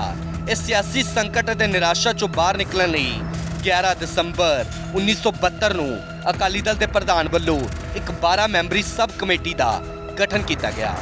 ਇਸ ਹਾਈ ਲੈਵਲ ਕਮੇਟੀ ਦੀ ਕਮਾਨ ਸੁਰਜੀਤ ਸਿੰਘ ਬਰਨਾਲਾ ਨੂੰ ਸੌਂਪੀ ਗਈ। ਇਸ ਕਮੇਟੀ 'ਚ ਪੰਥ ਦੇ ਸਿਰਮੌਰ ਅਤੇ ਤਿੱਖਣ ਬੁੱਧੀ ਵਾਲੇ ਆਗੂ ਸ਼ਾਮਿਲ ਸਨ, ਜਿਨ੍ਹਾਂ ਸ਼੍ਰੋਮਣੀ ਕਮੇਟੀ ਦੇ ਪ੍ਰਧਾਨ ਜਥੇਦਾਰ ਗੁਰਚਰਨ ਸਿੰਘ ਟੌੜਾ, ਜੀਵਨ ਸਿੰਘ ਉਮਰਾ ਨੰਗਲ ਅਤੇ ਕਈ ਹੋਰ ਦਿੱਗਜ ਲੀਡਰ ਸ਼ਾਮਿਲ ਸਨ। ਇਸ ਕਮੇਟੀ ਦਾ ਮੁੱਖ ਕੰਮ ਸੀ ਕਿ ਅਜਿਹੀ ਨੀਤੀਆਂ ਅਤੇ ਪ੍ਰੋਗਰਾਮ ਤਿਆਰ ਕਰਨਾ ਜੋ ਨਾ ਸਿਰਫ ਪੰਜਾਬ ਦੇ ਮਸਲਿਆਂ ਨੂੰ ਚੁੱਕਣ ਬਲਕਿ ਸੰਵਿਧਾਨ ਦੇ ਦਾਇਰੇ 'ਚ ਰਹਿ ਕੇ ਸੂਬਿਆਂ ਦੀ ਖੁਦ ਮੁਖਤਿਆਰੀ ਦੀ ਗੱਲ ਵੀ ਕਰਨ। ਅੰਮ੍ਰਿਤਸਰ ਅਤੇ ਚੰਡੀਗੜ੍ਹ ਦੀਆਂ ਬੰਦ ਕਮਰਾ ਮੀਟਿੰਗਾਂ 'ਚ ਕਈ ਮਹੀਨਿਆਂ ਤੱਕ ਬਹਿਸ ਹੋਈ। ਇਸ ਮਤੇ ਦਾ ਅਸਲ ਖਰੜਾ ਯਾਨੀ ਡਰਾਫਟ ਤਿਆਰ ਕਰਨ 'ਚ ਪ੍ਰਸਿੱਧ ਸਿੱਖ ਵਿਚਾਰਕ, ਲੇਖਕ ਅਤੇ ਸਾਬਕਾ ICS ਅਫਸਰ ਸਰਦਾਰ ਕਪੂਰ ਸਿੰਘ ਨੇ ਸਭ ਤੋਂ ਅਹਿਮ ਭੂਮਿਕਾ ਨਿਭਾਈ। ਉਹਨਾਂ ਨੇ ਇਸ ਮਤੇ 'ਚ ਸਿੱਖਾਂ ਨੂੰ ਇੱਕ ਇਤਿਹਾਸਿਕ ਸਿਆਸੀ ਕੰਮ ਵਜੋਂ ਪੇਸ਼ ਕੀਤਾ ਅਤੇ ਖਾਲਸਾ ਦੇ ਬੋਲਬਾਲ ਲਈ ਇੱਕ ਮਜ਼ਬੂਤ ਸਿਆਸੀ ਢਾਂਚੇ ਦੀ ਵਕਾਲਤ ਕੀਤੀ। ਇਹ ਮਤਾ ਸਿਰਫ ਸਿਆਸੀ ਮੰਗਾਂ ਦਾ ਬੁਲੰਦਾ ਨਹੀਂ ਸੀ, ਬਲਕਿ ਇਹ ਪੰਜਾਬ ਦੀ ਆਰਥਿਕਤਾ ਨੂੰ ਮਜ਼ਬੂਤ ਕਰਨ ਦਾ ਇੱਕ ਪੂਰਾ ਰੋਡ ਮੈਪ ਸੀ।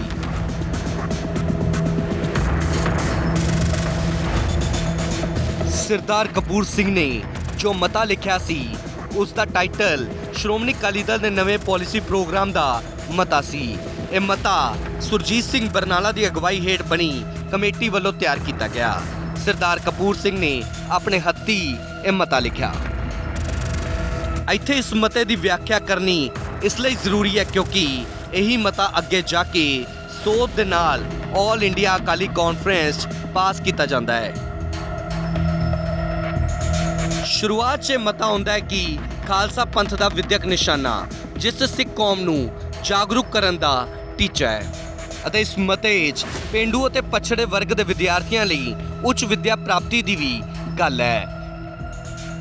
ਜਿਵੇਂ ਕਿ ਅਸੀਂ ਪਹਿਲਾਂ ਗੱਲ ਕਰ ਰਹੇ ਸੀ ਕਿ ਸਿੱਖਾਂ ਦੀ ਰਾਜਸੀ ਇੱਛਾ ਸ਼ਕਤੀ ਅੰਗਰੇਜ਼ਾਂ ਦੇ ਆਉਣ ਤੋਂ ਬਾਅਦ ਮੱਧਮ ਹੋਈ ਪਰ ਉਹ ਚਿਣਕ ਲੱਗੀ ਰਹੀ। ਅਨੰਦਪੁਰ ਸਾਹਿਬ ਦੇ ਮਤੇ 'ਚ ਇਸ ਦਾ ਜ਼ਿਕਰ ਮਿਲਦਾ ਹੈ। ਮਤੇ ਦਾ ਇੱਕ ਹੋਰ ਟਾਈਟਲ ਹੈ ਸਿੱਖ ਪੰਥ ਦਾ ਰਾਜਸੀ ਨਿਸ਼ਾਨਾ। ਸ਼੍ਰੋਮਣੀ ਅਕਾਲੀ ਦਲ ਦਾ ਰਾਜਸੀ ਨਿਸ਼ਾਨਾ ਨਿਸ਼ਚਿਤ ਤੌਰ ਤੇ ਸਾਹਿਬ ਦਸਮ ਪਾਤਸ਼ਾਹ ਦੇ ਹੁਕਮਾਂ, ਸਿੱਖ ਇਤਿਹਾਸ ਦੇ ਪੰਨਿਆਂ ਅਤੇ ਖਾਲਸਾ ਪੰਥ ਦੇ ਮਨ ਅੰਦਰ 'ਚ ਉਕਰਿਆ ਚਲਿਆ ਆ ਰਿਹਾ ਹੈ ਅਤੇ ਜਿਸ ਦਾ ਮਨੋਰਥ ਖਾਲਸਾ ਜੀ ਦੇ ਬੋਲਬਾਲੇ ਹੈ। ਖਾਲਸਾ ਜੀ ਦੇ ਇਸ ਜਨਮ ਸਿੱਧ ਅਧਿਕਾਰ ਨੂੰ ਦ੍ਰਿਸ਼ਟੀਮਾਨ ਕਰਨ ਲਈ ਲੋੜੀਂਦੇ ਦੇਸ਼ ਕਾਲ ਅਤੇ ਰਾਜਸੀ ਵਿਧਾਨ ਦੀ ਸਿਰਜਣਾ ਪ੍ਰਾਪਤੀ ਸ਼੍ਰੋਮਣੀ ਅਕਾਲੀ ਦਲ ਦੇ ਬੁਨਿਆਦੀ ਢਾਂਚੇ ਦੀ ਨੀਂਹ ਹੈ। ਉਹਨਾਂ ਨੇ ਸਿੱਖਾਂ ਦੇ ਬੋਲਬਾਲੇ ਦੀ ਗੱਲ ਜਿਹੜੀ ਕੀਤੀ ਹੈ, ਹਰ ਇੱਕ ਕਮਿਊਨਿਟੀ ਆਪਦੇ ਬਾਰੇ ਕਰਦੀ ਹੈ।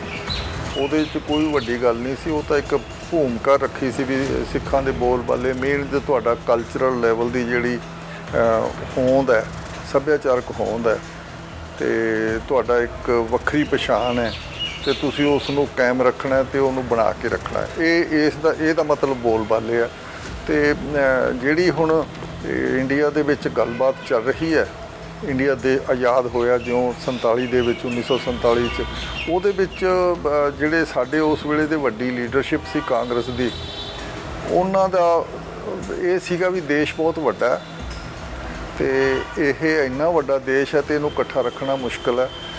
ਸਬ ਕੰਟੀਨੈਂਟ ਐਕਚੁਅਲੀ, ਇਹ ਸਬ ਕੰਟੀਨੈਂਟ ਹੈ, ਇੰਡੀਅਨ ਸਬ ਕੰਟੀਨੈਂਟ ਹੈ, ਜਿਹਨੂੰ ਇਹ ਦੇਸ਼ ਆਜ਼ਾਦੀ ਤੋਂ ਬਾਅਦ 47 ਤੋਂ ਬਾਅਦ ਦੇਸ਼ ਦਾ ਜਾਂ ਇੱਕ ਭਾਰਤੀ ਕੌਮੀਅਤ ਦਾ ਜਿਹੜਾ ਇਹ ਉਸ ਰੂਪ 'ਚ ਜਿਹਨੂੰ ਅਸੀਂ ਅੰਗਰੇਜ਼ੀ ਵਿੱਚ ਕਹਿੰਦੇ ਹਾਂ ਨੇਸ਼ਨ ਬਿਲਡਿੰਗ, ਨੇਸ਼ਨ ਖੜੀ ਕਰਨਾ ਚਾਹੁੰਦੇ ਸੀ, ਨੇਸ਼ਨ ਸਟੇਟ। ਉਹਦੇ ਵਿੱਚ ਫਿਰ ਇਹ ਜਿਹੜੀ ਇਸ ਕਿਸਮ ਦੀਆਂ ਗੱਲਾਂ ਸੀਗੀਆਂ, ਇਹ ਉਹਨਾਂ ਨੂੰ ਲੱਗਿਆ ਵੀ ਇਹ ਸਾਡੇ ਉਸ ਪ੍ਰੋਸੈਸ ਦੇ ਵਿੱਚ ਢਿੱਕਾ ਲੱਗਦੀਆਂ। ਫਿਰ ਇਹਨਾਂ ਨੇ ਜਾਣ-ਬੁੱਝ ਕੇ ਉਸ ਨੂੰ ਪ੍ਰਾਪੋਗੰਡਾ ਵੀ ਕੀਤਾ, ਉਹਦੇ ਵਿਰੁੱਧ ਗਲਤ, ਅਤੇ ਉਸ ਨੂੰ ਬਹੁਤ ਵੱਡੇ ਲੈਵਲ 'ਤੇ ਪ੍ਰਚਾਰਿਆ ਵੀ ਇਹ ਇੱਕ ਵੱਖਵਾਦੀ ਗੱਲਬਾਤ ਹੈ। ਕਈ ਮਹੀਨਿਆਂ ਦੇ ਮੰਥਨ ਤੋਂ ਬਾਅਦ ਉਹ ਇਤਿਹਾਸਿਕ ਦਿਨ ਆਇਆ 16 ਅਤੇ 17 ਅਕਤੂਬਰ 1973। ਸਥਾਨ ਸ਼੍ਰੀ ਖਾਲਸਾ ਪੰਥ ਦੀ ਜਨਮ ਭੂਮੀ ਅਨੰਦਪੁਰ ਸਾਹਿਬ। ਇੱਥੇ ਸ਼੍ਰੋਮਣੀ ਅਕਾਲੀ ਦਲ ਦੀ ਵਰਕਿੰਗ ਕਮੇਟੀ ਦੀ ਮੀਟਿੰਗ ਹੋਈ ਜਿੱਥੇ ਇਸ ਪਾਲਿਸੀ ਪ੍ਰੋਗਰਾਮ ਨੂੰ ਸਰਬਸੰਮਤੀ ਨਾਲ ਪਾਸ ਕਰ ਦਿੱਤਾ ਗਿਆ। ਪਵਿੱਤਰ ਧਰਤੀ ਤੇ ਪਾਸ ਹੋਣ ਕਾਰਨ ਇਸ ਨੂੰ ਨਾਮ ਮਿਲਿਆ ਮਤਾ ਅਨੰਦਪੁਰ ਸਾਹਿਬ ਦਾ। ਹਾਲਾਂਕਿ ਇਸ ਮਤੇ ਨੂੰ ਤੁਰੰਤ ਵੱਡੀ ਕੌਮੀ ਚਰਚਾ ਨਹੀਂ ਮਿਲੀ ਕਿਉਂਕਿ 1975 'ਚ ਪੂਰੇ ਮੁਲਕ ਅੰਦਰ ਐਮਰਜੈਂਸੀ ਲਾ ਦਿੱਤੀ ਗਈ। ਪਰ ਐਮਰਜੈਂਸੀ ਖਤਮ ਹੋਣ ਤੋਂ ਬਾਅਦ ਜਦੋਂ 1977 'ਚ ਅਕਾਲੀ ਦਲ ਨੇ ਮੁੜ ਪੰਜਾਬ 'ਚ ਸਰਕਾਰ ਬਣਾਈ ਤਾਂ ਇਸ ਮਤੇ ਨੂੰ 28 ਅਗਸਤ 1977 ਨੂੰ ਜਨਰਲ ਹਾਊਸ ਵੱਲੋਂ ਪ੍ਰਵਾਨਗੀ ਦਿੱਤੀ ਗਈ ਅਤੇ ਅਕਤੂਬਰ 1978 'ਚ ਲੁਧਿਆਣਾ ਵਿਖੇ ਹੋਈ 18ਵੀਂ ਆਲ ਇੰਡੀਆ ਅਕਾਲੀ ਕਾਨਫਰੰਸ ਇਸ ਨੂੰ ਵਧੇਰੇ ਵਿਸਥਾਰ ਅਤੇ ਨਵੇਂ ਰੂਪ 'ਚ ਅਪਣਾਇਆ ਗਿਆ। ਇਹ ਉਹ ਦੌਰ ਸੀ ਜਦੋਂ 1975 ਦੀ ਐਮਰਜੈਂਸੀ ਤੋਂ ਬਾਅਦ ਕੇਂਦਰ 'ਚ ਜਨਤਾ ਪਾਰਟੀ ਦੀ ਸਰਕਾਰ ਬਣੀ ਸੀ ਅਤੇ ਪੰਜਾਬ 'ਚ ਪ੍ਰਕਾਸ਼ ਸਿੰਘ ਬਾਦਲ ਦੀ ਅਗਵਾਈ ਹੇਠ ਸਰਕਾਰ ਚੱਲ ਰਹੀ ਸੀ। 1973 'ਚ ਪਾਸ ਹੋਏ ਮਤੇ ਨੂੰ ਇਸ ਕਾਨਫਰੰਸ 'ਚ ਇੱਕ ਨਵਾਂ ਅਤੇ ਵਿਸ਼ਾਲ ਰੂਪ ਦਿੱਤਾ ਗਿਆ। ਜਥੇਦਾਰ ਜਗਦੇਵ ਸਿੰਘ ਤਲਵੰਡੀ ਦੀ ਪ੍ਰਧਾਨਗੀ ਹੇਠ ਹੋਈ ਇਸ ਕਾਨਫਰੰਸ 'ਚ ਸ਼੍ਰੋਮਣੀ ਕਮੇਟੀ ਪ੍ਰਧਾਨ ਜਥੇਦਾਰ ਗੁਰਚਰਨ ਸਿੰਘ ਟੌੜਾ ਨੇ ਮਤਾ ਨੰਬਰ 1 ਪੇਸ਼ ਕੀਤਾ, ਜਿਸ ਦਾ ਸਮਰਥਨ ਖੁਦ ਮੁੱਖ ਮੰਤਰੀ ਪ੍ਰਕਾਸ਼ ਸਿੰਘ ਬਾਦਲ ਨੇ ਕੀਤਾ। ਹਾਲਾਂਕਿ ਇਸ ਕਾਨਫਰੰਸ ਰਾਹੀਂ ਅਕਾਲੀ ਦਲ ਨੇ ਇਹ ਸਾਫ਼ ਕਰ ਦਿੱਤਾ ਕਿ ਅਨੰਦਪੁਰ ਸਾਹਿਬ ਦਾ ਮਤਾ ਸਿਰਫ ਪੰਜਾਬ ਜਾਂ ਸਿੱਖਾਂ ਤੱਕ ਸੀਮਿਤ ਨਹੀਂ ਹੈ, ਬਲਕਿ ਇਹ ਭਾਰਤ ਦੇ ਸਾਰੇ ਸੂਬਿਆਂ ਨੂੰ ਅਸਲੀ ਫੈਡਰਲਿਜ਼ਮ ਅਤੇ ਖੁਦ ਮੁਖਤਿਆਰੀ ਦੇਣ ਦਾ ਇੱਕ ਕੌਮੀ ਪੱਧਰ ਦਾ ਖੜਾ ਹੈ। ਇਸ ਤੋਂ ਬਾਅਦ ਪੰਜਾਬ ਦੀਆਂ ਸਿਆਸੀ ਅਤੇ ਪੰਥਕ ਸਫਾਂ 'ਚ ਅਨੰਦਪੁਰ ਸਾਹਿਬ ਮਤੇ ਦੀ ਗੂੰਜ ਸੁਣਾਈ ਦੇਣ ਲੱਗੀ, ਜਿਸ ਦੇ ਪੰਜਾਬ ਦੇ ਅਸਲ ਮੁੱਦਿਆਂ ਦਾ ਜ਼ਿਕਰ ਹੋਣ ਲੱਗਿਆ ਅਤੇ ਇਸ ਦੇ ਵਿਚਾਲੀ ਸਾਲ 1978 'ਚ ਅੰਮ੍ਰਿਤਸਰ 'ਚ ਅਜਿਹੀ ਘਟਨਾ ਵਾਪਰੀ ਜਿਸ ਨੇ ਸਭ ਨੂੰ ਹਿਲਾ ਕੇ ਰੱਖ ਦਿੱਤਾ, ਜਿਸ ਨੂੰ ਨਿਰੰਕਾਰੀ ਕਾਂਡ ਦੇ ਤੌਰ ਤੇ ਵੀ ਜਾਣਿਆ ਜਾਂਦਾ ਹੈ। 13 ਅਪ੍ਰੈਲ 1978 ਨੂੰ ਅੰਮ੍ਰਿਤਸਰ 'ਚ ਖੂਨੀ ਸਾਕਾ ਹੋਇਆ। ਦਰਅਸਲ ਅੰਮ੍ਰਿਤਸਰ 'ਚ ਨਿਰੰਕਾਰੀ ਸੰਮੇਲਨ ਰੱਖਿਆ ਗਿਆ ਸੀ, ਜਿਸ ਦੇ ਮੁਖੀ ਗੁਰਬਚਨ ਸਿੰਘ ਨੇ ਸੰਬੋਧਨ ਕਰਨਾ ਸੀ, ਪਰ ਜਥੇਬੰਦੀਆਂ ਨੇ ਸਮਾਗਮ ਰੱਦ ਕਰਨ ਦੀ ਮੰਗ ਕੀਤੀ। ਜਦੋਂ ਇਹ ਮੰਗ ਪੂਰੀ ਨਾ ਹੋਈ ਤਾਂ ਸਮਾਗਮ ਦੇ ਵਿਰੋਧ ਦਾ ਐਲਾਨ ਕਰ ਦਿੱਤਾ ਗਿਆ। ਸ਼੍ਰੀ ਅਕਾਲ ਤਖਤ ਸਾਹਿਬ ਉੱਤੇ ਵੱਡਾ ਇਕੱਠ ਹੋਇਆ। ਵਿਰੋਧ ਵਜੋਂ ਸਮਾਗਮ ਵੱਲ ਜੱਥਾ ਭੇਜਿਆ ਗਿਆ। ਦਮਦਮੀ ਟਕਸਾਲ ਅਤੇ ਅਖੰਡ ਕੀਰਤੀ ਜਥੇ ਨੇ ਸਿੱਧੀ ਤੌਰ ਤੇ ਸਮਾਗਮ ਦਾ ਵਿਰੋਧ ਕੀਤਾ। ਇਸੇ ਦੌਰਾਨ ਖੂਨੀ ਟਕਰਾਅ ਹੋਇਆ, ਜਿਸ 'ਚ 16 ਲੋਕ ਮਾਰੇ ਗਏ, 13 ਸਿੱਖ ਅਤੇ 3 ਨਿਰੰਕਾਰੀਆਂ ਦੀ ਜਾਨ ਚਲੀ ਗਈ। ਇਸ ਦੇ ਬਾਅਦ ਸ਼੍ਰੀ ਅਕਾਲ ਤਖਤ ਸਾਹਿਬ ਨੇ ਹੁਕਮਨਾਮਾ ਜਾਰੀ ਕੀਤਾ। ਸਿੱਖਾਂ ਨੂੰ ਨਿਰੰਕਾਰੀਆਂ ਦਾ ਬਾਈਕਾਟ ਕਰਨ ਦਾ ਹੁਕਮ ਦਿੱਤਾ ਗਿਆ। ਐਮਰਜੈਂਸੀ ਦੀ ਤਾਨਾਸ਼ਾਹੀ ਦੇਖ ਚੁੱਕੀਆਂ ਹੋਰਨਾਂ ਪਾਰਟੀਆਂ ਨੇ ਵੀ ਇਸ ਦਾ ਸਮਰਥਨ ਕੀਤਾ। ਸਾਲ 1980 'ਚ ਕੇਂਦਰ 'ਚ ਇੰਦਰਾ ਗਾਂਧੀ ਦੀ ਵਾਪਸੀ ਹੋਈ ਅਤੇ ਪੰਜਾਬ 'ਚ ਵੀ ਕਾਂਗਰਸ ਦੀ ਸਰਕਾਰ ਬਣੀ। ਇੱਥੋਂ ਹੀ ਕੇਂਦਰ ਅਤੇ ਅਕਾਲੀ ਲੀਡਰਸ਼ਿਪ 'ਚ ਟਕਰਾਅ ਵੱਧਦਾ ਗਿਆ। ਸੈਂਟਰ ਦੇ ਵਿੱਚ ਮੋਸਟਲੀ ਸਰਕਾਰਾਂ ਪਹਿਲੇ 30 ਸਾਲ ਕਾਂਗਰਸ ਦੀਆਂ ਰਹੀਆਂ। ਕਾਂਗਰਸ ਦੀਆਂ ਸਟੇਟਸ ਦੇ ਵਿੱਚ ਵੀ ਉਹਨਾਂ ਦਾ ਰਾਜ ਹੁੰਦਾ ਸੀ ਤੇ ਸੈਂਟਰ 'ਚ ਵੀ ਉਹਨਾਂ ਦਾ ਰਾਜ ਹੁੰਦਾ ਸੀ। ਖਾਸ ਕਰਕੇ ਇੰਦਰਾ ਗਾਂਧੀ ਵੇਲੇ 67 ਤੋਂ ਲੈ ਕੇ 69 ਤੱਕ 7 ਗੌਰਮੈਂਟਾਂ ਡੇਗੀਆਂ। ਜਦੋਂ ਇੰਦਰਾ ਗਾਂਧੀ ਫੇਰ ਦੁਬਾਰਾ ਪਾਵਰ 'ਚ ਆਈ 70 ਤੋਂ 74 ਤੱਕ ਉਹਦੇ 'ਚ 19 ਸਰਕਾਰਾਂ, ਚੁਣੀਆਂ ਹੋਈਆਂ ਸਰਕਾਰਾਂ ਉਹਨਾਂ ਨੇ ਡੇਗ ਕੇ ਆਪਣੇ ਬੰਦੇ ਬਣਾਏ ਸਾਰਾ ਕੁਝ ਕੀਤਾ। ਕਾਂਗਰਸ ਨੇ ਫਿਰ ਇੰਨੀ, ਜਦੋਂ ਇੱਥੇ ਵੀ ਪੰਜਾਬ 'ਚ ਵੀ ਇਹੀ ਐਕਸਪੀਰੀਅੰਸ ਹੋਇਆ, ਪੈਪਸੂ ਦੀ ਸਰਕਾਰ ਉਹਨਾਂ ਨੇ ਬਣਾਉਣ ਨਾ ਦਿੱਤੀ ਸਾਰੀ। ਉਹਦੇ ਵਿੱਚ ਕਾਂਗਰਸ ਨੇ ਜਾਣਬੁੱਝ ਕੇ ਕਰਕੇ ਆਪਣਾ ਬੰਦਾ ਆਪਣਾ ਕਾਂਗਰਸ ਦਾ ਲੈਣ ਦਾ। ਇਸੇ ਤਰੀਕੇ ਨਾਲ ਜਦੋਂ ਪੰਜਾਬੀ ਸੂਬੇ ਵਿੱਚ ਬਾਦਲ ਬਣਿਆ, ਉਹਨੂੰ ਪਹਿਲਾਂ ਗੁਰਨਾਮ ਸਿੰਘ ਬਣਿਆ, ਉਹਨੂੰ ਲਾ ਕੇ ਫਿਰ ਲਛਮਣ ਸਿੰਘ ਕਾਂਗਰਸ ਦੀ ਸਪੋਰਟ ਨਾਲ ਬਣਾਤਾ। ਇਸ ਕਰਕੇ ਜਿਹੜੇ ਗਵਰਨਰਾਂ ਦੇ ਰਾਹੀਂ ਸਰਕਾਰਾਂ ਤੋੜੀਆਂ ਜਾਂਦੀਆਂ ਸੀ। ਨਾਰਾ ਤੇ ਦੇ ਦੇਣਾ ਅਕਾਲ ਤਖਤ ਮਹਾਨ ਹੈ, ਸਿੱਖ ਪੰਥ ਦੀ ਸ਼ਾਨ। ਪਰ ਉਸੇ ਅਕਾਲ ਤਖਤ ਤੋਂ 78 'ਚ ਆਪਾਂ ਸੌਆਂ ਚੱਕ ਕੇ ਪਿੱਛੇ ਹਟੇ, ਨਿਰੰਕਾਰੀਆਂ ਨਾਲ ਸਮਝੌਤੇ ਕੀਤੇ, ਨਿਰੰਕਾਰੀਆਂ ਨੇ ਚਿੱਠੀਆਂ ਲਿਖੀਆਂ ਵੀ ਸਾਨੂੰ ਨੋਟ ਤੇ ਵੋਟ ਦੋਵੇਂ ਚਾਹੀਦੇ ਨੇ। ਉਹ ਮੈਂ ਛਾਪੀਆਂ ਹੀ ਆ। ਕੋਈ ਉਹ ਕਹਿ ਦੇ ਵੀ ਨਕਲੀ ਨੇ ਤਾਂ ਆਪਾਂ ਉਹ 'ਤੇ ਵਿਚਾਰ ਕਰ ਸਕਦੇ ਹਾਂ, ਪਰ ਨਕਲੀ ਕੋਈ ਨਹੀਂ ਹੈ। ਧਰਮ ਯੁੱਧ ਮੋਰਚਾ 1980 ਦੇ ਦਹਾਕੇ 'ਚ ਇਹ ਮਤਾ ਪੰਜਾਬ ਦੀ ਸਿਆਸਤ ਦਾ ਸਭ ਤੋਂ ਵੱਡਾ ਧੁਰਾ ਬਣਿਆ। ਇਸ ਦੌਰਾਨ ਪੰਜਾਬ ਸੰਬੰਧੀ ਮੰਗਾਂ ਨੇ ਹੋਰ ਜ਼ੋਰ ਫੜਿਆ। ਅਕਾਲੀ ਦਲ ਅਤੇ ਹੋਰਨਾਂ ਪਾਰਟੀਆਂ ਨੇ ਕੇਂਦਰੀ ਹਕੂਮਤ ਤੇ ਪ੍ਰੈਸ਼ਰ ਬਣਾਉਣਾ ਸ਼ੁਰੂ ਕੀਤਾ ਅਤੇ ਅਨੰਦਪੁਰ ਸਾਹਿਬ ਦੇ ਮਤੇ ਨੂੰ ਹੀ ਆਧਾਰ ਬਣਾਉਂਦੇ ਹੋਏ ਧਰਮ ਯੁੱਧ ਮੋਰਚੇ ਦੀ ਸ਼ੁਰੂਆਤ ਹੋਈ। 4 ਅਗਸਤ 1982 ਨੂੰ ਅੰਮ੍ਰਿਤਸਰ 'ਚ ਮੋਰਚੇ ਦਾ ਆਗਾਜ਼ ਹੋਇਆ, ਜਿਸ ਦੀ ਅਗਵਾਈ ਸ਼੍ਰੋਮਣੀ ਅਕਾਲੀ ਦਲ ਦੇ ਤਤਕਾਲੀ ਪ੍ਰਧਾਨ ਹਰਚੰਦ ਸਿੰਘ ਲੋਂਗੋਵਾਲ ਨੇ ਕੀਤੀ। ਕਰੀਬ ਪੌਣੇ 2 ਸਾਲ ਤੱਕ ਇਹ ਮੋਰਚਾ ਚੱਲਿਆ। ਮੋਰਚੇ ਜ਼ਰੀਏ 15 ਨੁਕਾਤੀ ਮੰਗਾਂ ਰੱਖੀਆਂ ਗਈਆਂ, ਜਿਸ ਮੁੱਖ ਤੌਰ ਤੇ ਮੰਗ ਰਹੀ ਕਿ ਚੰਡੀਗੜ੍ਹ ਪੰਜਾਬ ਨੂੰ ਵਾਪਸ ਦੇਣਾ, ਪਾਣੀਆਂ ਦੇ ਮਸਲੇ ਦਾ ਹੱਲ, ਅਨੰਦਪੁਰ ਸਾਹਿਬ ਮਤਾ ਲਾਗੂ ਕੀਤਾ ਜਾਵੇ। ਇਸ ਮੋਰਚੇ 'ਚ ਸੰਤ ਜਰਨੈਲ ਸਿੰਘ ਭਿੰਡਰਾਂਵਾਲਾ ਵੀ ਸ਼ਾਮਿਲ ਹੋਏ। ਫਿਰ 1981 'ਚ ਮੋਰਚਾ ਲਾਇਆ। ਮੋਰਚਾ ਲਾ ਕੇ ਸੰਤ ਜਿਹੜੇ ਨੇ ਹਰਚੰਦ ਸਿੰਘ ਲੌਂਗੋਵਾਲ ਨੂੰ ਮੋਰਚਾ ਡਿਕਟੇਟਰ ਬਣਾਤਾ, ਜਿਹੜੀ ਟਰਮ ਹੀ ਹੈ ਨਹੀਂ ਸਾਰੀ ਸਿੱਖੀ 'ਚ। ਪੰਜ ਪਿਆਰਿਆਂ ਦੇ ਜਿਹੜਾ ਸਿਧਾਂਤ ਹੈ ਨਾ ਉੱਥੇ ਤੋੜਤਾ ਹੈ, ਉਹ ਚੱਲਿਆ ਉਹੀ ਟੁੱਟਿਆ ਹੈ ਸਿਧਾਂਤ ਜਿਹੜਾ ਚੱਲ ਰਿਹਾ। ਮੋਰਚਾ ਡਿਕਟੇਟਰ ਤਾਂ ਕਦੀ ਗੁਰੂ ਨਹੀਂ ਬਣਿਆ। ਭਿੰਡਰਾਂਵਾਲੇ ਨੇ ਅਨੰਦਪੁਰ ਸਾਹਿਬ ਮਤਾ ਲਾਗੂ ਕਰਨ ਉੱਤੇ ਜ਼ੋਰ ਦਿੱਤਾ। ਪੰਜਾਬ ਲਈ ਵਧੇਰੇ ਅਧਿਕਾਰਾਂ ਦੀ ਮੰਗ ਹੋਰ ਕੀਤੀ ਗਈ। ਹਰ ਰੋਜ਼ ਜੱਥੇ ਮੋਰਚੇ 'ਚ ਸ਼ਾਮਿਲ ਹੁੰਦੇ ਸਨ ਅਤੇ ਇਸ ਪੱਧਰ ਤੇ ਗ੍ਰਿਫਤਾਰੀਆਂ ਦਿੱਤੀਆਂ ਗਈਆਂ ਕਿ 2 ਮਹੀਨੇ ਦੇ ਅੰਦਰ ਹੀ ਜੇਲ੍ਹਾਂ ਭਰ ਗਈਆਂ। ਇਸੇ ਮੋਰਚੇ ਦੌਰਾਨ 11 ਸਤੰਬਰ 1982 ਨੂੰ 34 ਅੰਦੋਲਨਕਾਰੀ ਮਾਰੇ ਗਏ। ਦਰਅਸਲ ਜਦੋਂ ਅੰਦੋਲਨਕਾਰੀਆਂ ਨੂੰ ਜੇਲ੍ਹ ਲਿਜਾਇਆ ਜਾ ਰਿਹਾ ਸੀ ਤਾਂ ਇਸ ਦੌਰਾਨ ਬੱਸ ਦੀ ਰੇਲ ਗੱਡੀ ਨਾਲ ਟੱਕਰ ਹੋਣ ਕਾਰਨ ਹਾਦਸਾ ਵਾਪਰਿਆ, ਜਿਸ ਤੋਂ ਬਾਅਦ ਅਕਾਲੀ ਦਲ ਨੇ ਸੜਕਾਂ ਤੇ ਨਿਤਰਨ ਦਾ ਐਲਾਨ ਕਰ ਦਿੱਤਾ। 4 ਅਪ੍ਰੈਲ 1983 ਨੂੰ ਰਸਤਾ ਰੋਕੋ ਅੰਦੋਲਨ ਕੀਤਾ ਗਿਆ। ਹਿੰਸਾ ਦੌਰਾਨ 24 ਲੋਕ ਮਾਰੇ ਗਏ। ਇਸ ਤੋਂ ਬਾਅਦ 25 ਅਪ੍ਰੈਲ 1983 ਨੂੰ DIG ਅਟਵਾਲ ਦਾ ਦਰਬਾਰ ਸਾਹਿਬ ਕੰਪਲੈਕਸ ਤੋਂ ਬਾਹਰ ਆਉਂਦਿਆਂ ਹੀ ਕਤਲ ਕਰ ਦਿੱਤਾ ਗਿਆ। ਅਕਤੂਬਰ 1983 'ਚ ਢਿਲਵਾਂ ਬੱਸ ਕਾਂਡ ਵਾਪਰਿਆ, ਜਦੋਂ ਬੱਸ ਕਾਂਡ ਦੌਰਾਨ 6 ਹਿੰਦੂ ਮਾਰੇ ਗਏ। ਇਸ ਤੋਂ ਬਾਅਦ ਪੰਜਾਬ 'ਚ ਕਾਂਗਰਸ ਦੀ ਦਰਬਾਰਾ ਸਿੰਘ ਸਰਕਾਰ ਨੂੰ ਭੰਗ ਕਰ ਦਿੱਤਾ ਗਿਆ। ਇਸੇ ਦੌਰਾਨ ਸੰਤ ਜਰਨੈਲ ਸਿੰਘ ਭਿੰਡਰਾਂਵਾਲੇ ਨੇ ਵੀ ਆਪਣੇ ਵੱਖਰੇ ਅੰਦਾਜ਼ ਸਿੱਖ ਮੰਗਾਂ ਲਈ ਆਵਾਜ਼ ਬੁਲੰਦ ਕੀਤੀ ਅਤੇ ਬਾਅਦ 'ਚ ਉਹ ਦਰਬਾਰ ਸਾਹਿਬ ਕੰਪਲੈਕਸ ਗੁਰੂ ਨਾਨਕ ਨਿਵਾਸ ਵਿਖੇ ਆ ਕੇ ਰਹਿਣ ਲੱਗੇ। ਪੰਜਾਬ 'ਚ ਹਿੰਸਾ ਦੀਆਂ ਘਟਨਾਵਾਂ ਹੋਰ ਜ਼ੋਰ ਫੜਨ ਲੱਗੀਆਂ।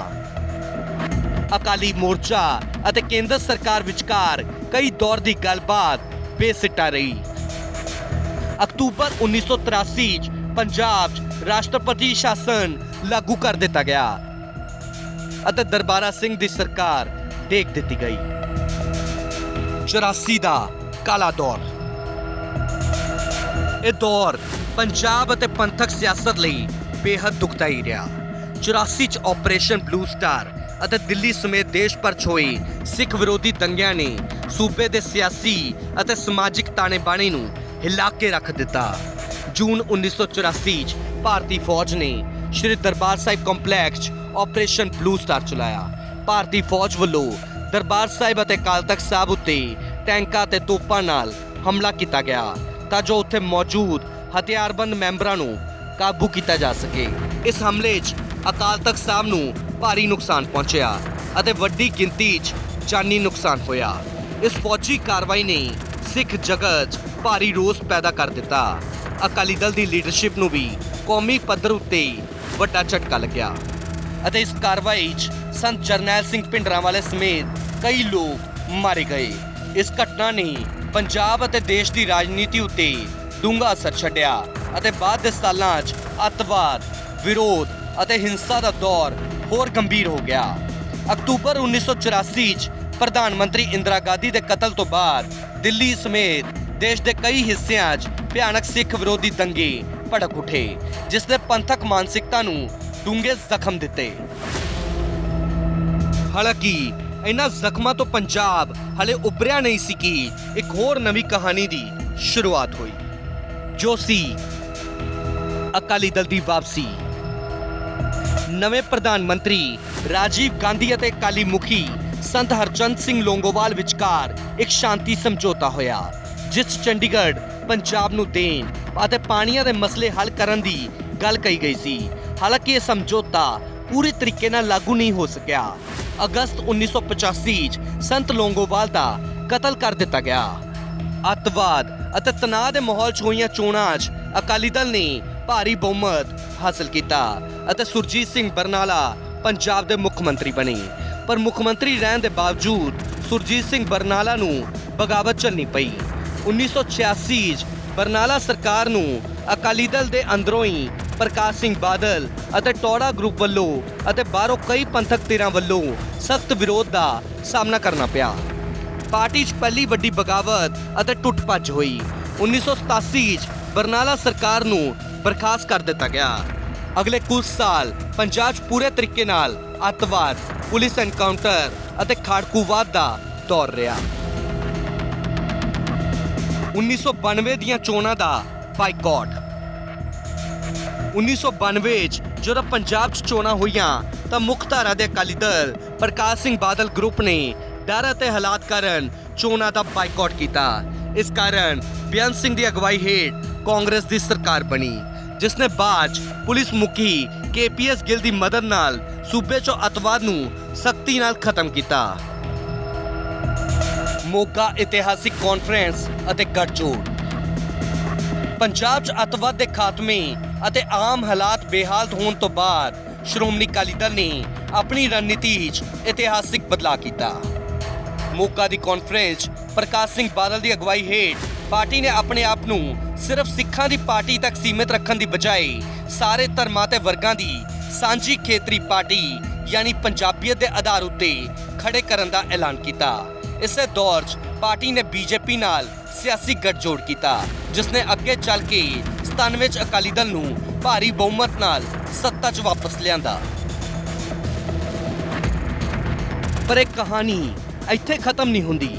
ਜਿਸ ਅਕਾਲੀ ਦਲ ਨੇ ਕਦੇ ਪੰਜਾਬੀ ਸੂਬੇ ਲਈ ਮੋਰਚੇ ਲਾਏ, ਹਜ਼ਾਰਾਂ ਗ੍ਰਿਫਤਾਰੀਆਂ ਦਿੱਤੀਆਂ ਅਤੇ ਕੁਰਬਾਨੀਆਂ ਦਿੱਤੀਆਂ, ਉਹੀ ਅਕਾਲੀ ਦਲ ਸਮੇਂ ਦੇ ਨਾਲ ਸੜਕਾਂ ਦੇ ਸੰਘਰਸ਼ ਤੋਂ ਸੱਤਾ ਦੇ ਗਲਿਆਰਿਆਂ ਤੱਕ ਪਹੁੰਚ ਗਿਆ। ਪਰ ਸੱਤਾ ਦੇ ਨਾਲ ਸਵਾਲ ਵੀ ਬਦਲ ਗਏ। ਹੁਣ ਲੜਾਈ ਸਿਰਫ ਪੰਜਾਬ ਦੇ ਹੱਕਾਂ ਦੀ ਨਹੀਂ ਸੀ, ਲੜਾਈ ਪਾਰਟੀ ਦੀ ਕਮਾਨ ਦੀ ਵੀ ਸੀ। ਕਦੇ ਧੜੇਬੰਦੀਆਂ ਨੇ ਸਰਕਾਰਾਂ ਡੇਗੀਆਂ ਤਾਂ ਕਦੇ ਲੀਡਰਸ਼ਿਪ ਦੀ ਖਿੱਚੋਤਾਣ ਨੇ ਪਾਰਟੀ ਨੂੰ ਵੰਡਿਆ ਅਤੇ ਕਦੇ ਸਿਆਸੀ ਹਾਲਾਤਾਂ ਨੇ ਅਕਾਲੀ ਦਲ ਨੂੰ ਨਵੇਂ ਸਾਥੀ ਲੱਭਣ ਲਈ ਮਜਬੂਰ ਕੀਤਾ।